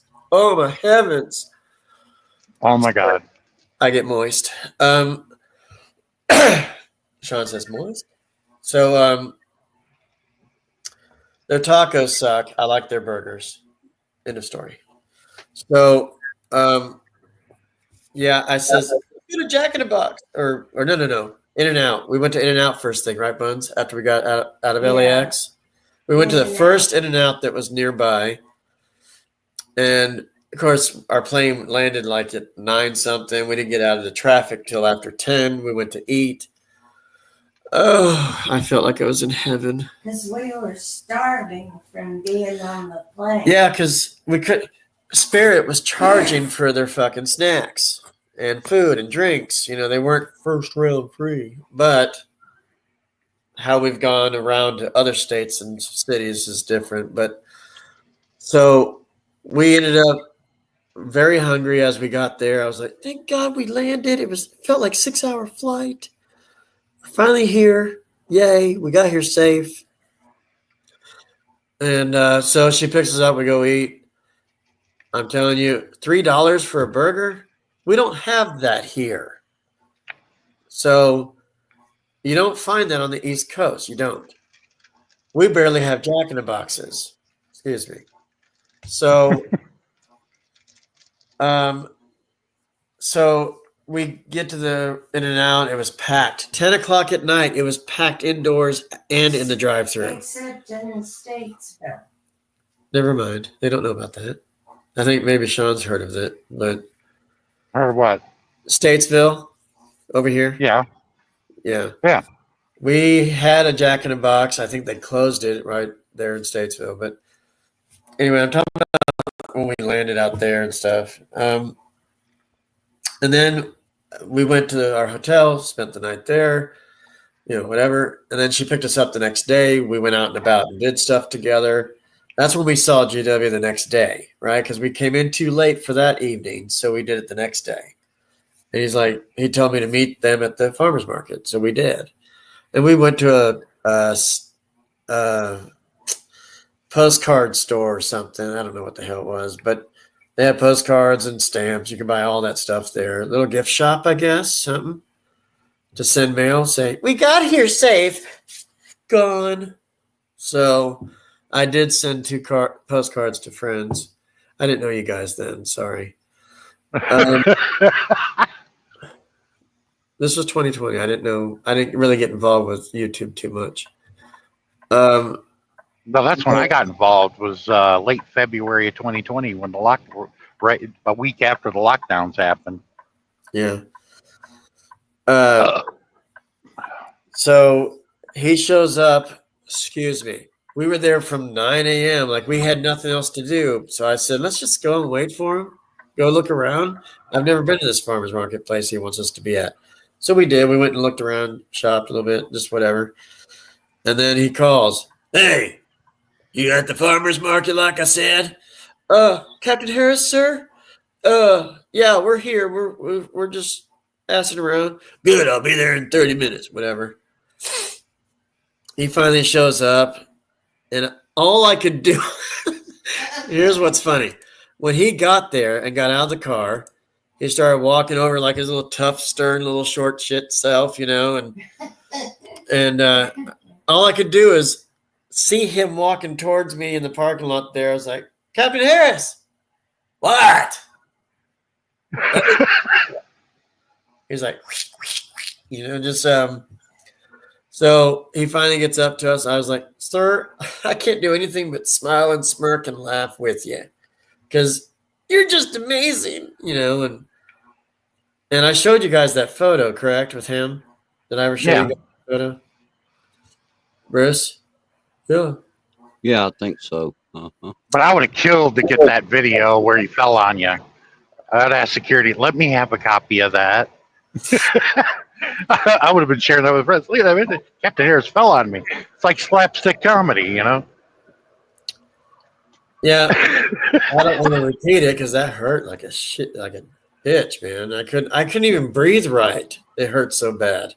Well, he was kind of a little bit of a heavy set guy for his Yes, yeah, a little bit. Because it said on there that he was like 5'7". But yes. From what I remember about him, yeah, he was kind of short guy, but he was kind of stocky. Taller than Danny DeVito, just barely taller. Well, he's about my height. Yeah. Might actually be a little bit taller than me, but not much. Maybe about an inch. And since he's an older gentleman, he wears his pants about halfway to his boobs. I mean, not all the way up, but he does. Yeah. He always dresses in pants and casual shirts, collars, whatever. He just always dresses like he's going to soak up the sweat. Like he's wearing tight clothes, everything. I feel bad for him because he wears a coat too. I was like, sir, it's 80 degrees out here. Well, how the fuck does that matter? You know, and I was like, it doesn't, but you know. You don't want to burn up. I kind of did like Bobcat double take to him. I don't know. I was just like, you know, like, but you know, he's just. So we sat down at the table to eat. Our food was coming. We sat down. He was starting to talk about his career and everything, and who he was married to and stuff, and kids and everything, whatever. And I just couldn't do anything but just this. That was the first time you met him in person, right? Yeah. Oh, yeah. It'd be hard to talk to him. You'd be smiling. I can't believe he's right here with me. It just, Sean, it made my day. I'm glad it worked out, and it was positive, and it was fun. I mean, he grabbed my thigh underneath the table, but that's another story for another day. But that was a joke. But because he doesn't like people touching him, but I says, "Can I hug you, sir, before we go?" Yeah, certainly. Come here. You know, and we kind of grouped up in that picture and got it done. Oh, he was so filthy. It doesn't matter. It was fun. He was like, fucking, and then sometimes fucking like this, and ended up doing this fucking thing, and you know. The poor guy had a very much like, as I'm looking at him, I says, I didn't say anything. I just like, why does he look like he's severely got a rash or a sunburn, something going on? His whole face was fucking deep red. And we were underneath shade, a tree or something, or an umbrella. What is it? Like an umbrella to the table. And I was trying to figure out what happened to him. I didn't ask, but Makeup on. are you kidding? Yeah. It wasn't a movie role. What would that? Marion said, maybe he's got makeup on him. No. But Well, he's used to having makeup on. anyway, he's a real nice guy in person. He loves his fans. Sean, Bruce, whenever I can make it happen, if we ever went out there or something, I would definitely get on board. If I ever meet him and have lunch with him, I'm definitely going to hand him that megaphone that I got. He won't do it outside of the restaurant. He'd scare everybody shitless. Everybody be hiding their thongs. Holy shit, who was that?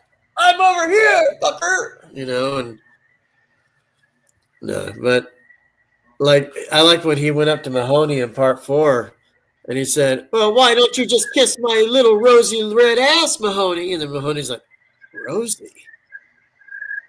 You know, and he did the microphone thing and he's like, kiss my rosy red ass, Mahoney. Yeah, Bruce. I know you watched MASH. I got the entire 11 seasons on my external hard drive.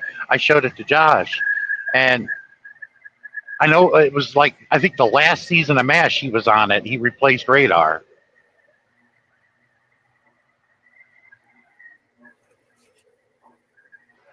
I think we lost Bruce, or he's in the restroom.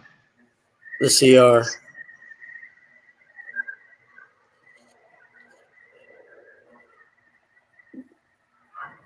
I remember seeing him driving a deuce and a half on the last episode. Josh, I'm gonna have to step down, man. I need to get something to eat. That's fine. All right. Did you hear the last little part? Huh? Did you hear the last little bit? I had to step away. I had to go to the restroom. Okay. Yes. Hey, it was a good guess. All right. Thank you, Bruce. I appreciate it. All right. You're Good welcome. seeing you, Bruce. All right. Good to see you, Sean. Y'all take care. All right. All right. Bye-bye. Bye. Yeah, Sean. Let me know when you head back out west. I'll try to make it happen. We've got to use our Spirit Airlines credit so we can meet up or something. Seriously. But me, I would put him in a situation where it would provoke him to react like Captain Harris would react. Yeah, he's, it's just sad the way his mind is now. Like he's not that excited much anymore. Like I even asked him, could I imitate some of your lines that you said? He's like, oh no, don't worry about that. I kind of sort of know what I said. I said, well, I'm just not repeating it, but like you are just so amazing to me. I'm so glad that we're close and everything. And I didn't kiss him or anything, but that'd be kind of weird. But I asked him, could you adopt me? Would you like another son? No. He's an actor. I was begging me. Sorry?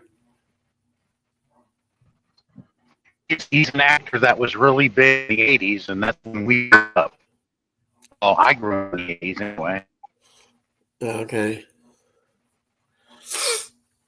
I'd put him in the top 10 of the top 8 out of the 80s. The top actors. I'd put him in there. So see now, that generation. yeah. Now I've seen GW in person. I've seen Jones in person, but I haven't seen any of the other ones yet. I was about to see Callahan this close of going to see her. She was literally saying, because I called her one day and her husband was there. I says, Leslie, this is Josh from North Carolina. I'm a huge fan of yours, your character in Police Academy. Loved you in Police Academy. You did all 7. And I wanted to say that we would like to visit you. And this is when she had a house and down to earth, if you will. Yeah, her and Michael Winslow are the only ones that did all 7, right?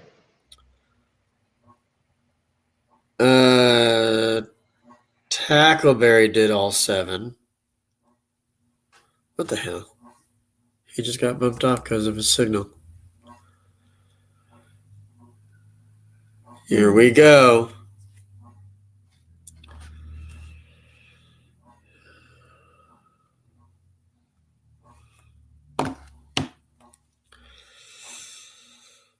But anyway,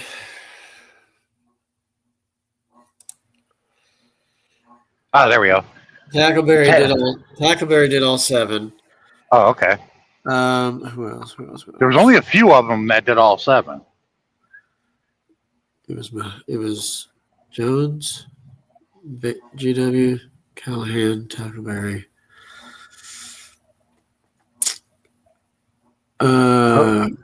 Hooks. No, Hooks wasn't in it. No, she was. No, she was in 5 and 6. She didn't do 7. Then there was this Russian chick, Claire Furlani. Uh-huh. Her name's Claire Furlani. She is hot. And she looks Russian, probably speaks it, but she's in America. And then there was this other guy. He did a few movies in his past, and I don't really know his name or huge fan, but anyway, so because they ended up in Russia, Moscow, and anyway, so yeah, Jones, Callahan, Tackleberry, Lassard, he did all 7. Okay. Proctor only stopped after 6. He didn't go to 7. Ron Perlman was in 7. He was the villain.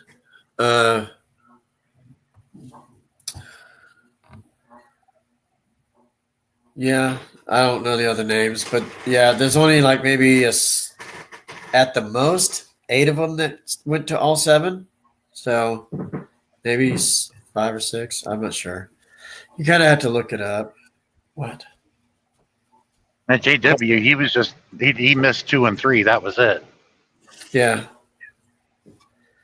In part 7, he went down in a sewer to follow a clue. He went down the sewer, and somebody put some really weird, gross red soup down the drain, and Harris is looking up through the pipe and gets all of it splashed on him. He's like, it goes right in his eye. He's like, you know, and like doing a telescope thing in there, whatever.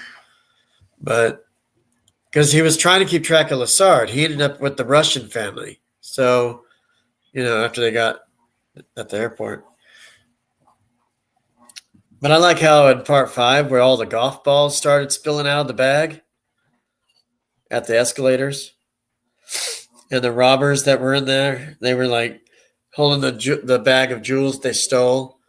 And he was such a tight ass, that guy. He was like, he goes, give me the damn bag, you know, and then they start yanking the bags, different ones, and all of a sudden the bag went flying back, and there goes the jewels on that one and the camera in this one, Lassard's bag. They're both the same black bag, so they got switched. So Lassard had the camera with the jewels in it. That's where they hid it. And the robbers ended up with Lassard's bag with the fish in it, the fish bowl. And yeah, it was, I loved all those movies. I'm so glad I was hooked. Those were absolutely crazy fun. Part 6 kind of, it was hit or miss. Yeah, the only celebrity I want to meet up with, I met, didn't actually meet her, but we saw each other before she became famous. One drink. 10 years ago. Okay. Drinking dinner. That's all I want to talk to her. Who is that? Because she just for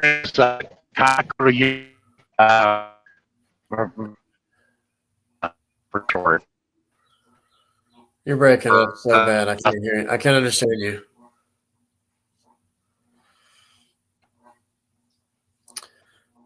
But anyway, sorry. Her name's Kana, but her name's Kana. The wrestling girl goes by Asuka. Okay.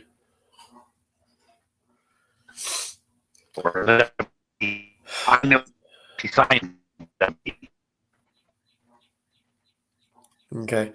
So I'm going to get off for now.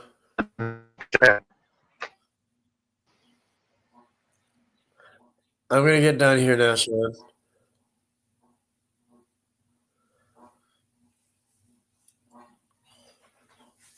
But we can talk on Messenger. I'm going to get done here. Okay. Take care, everybody. Thanks for stopping by. Had fun. Blessings.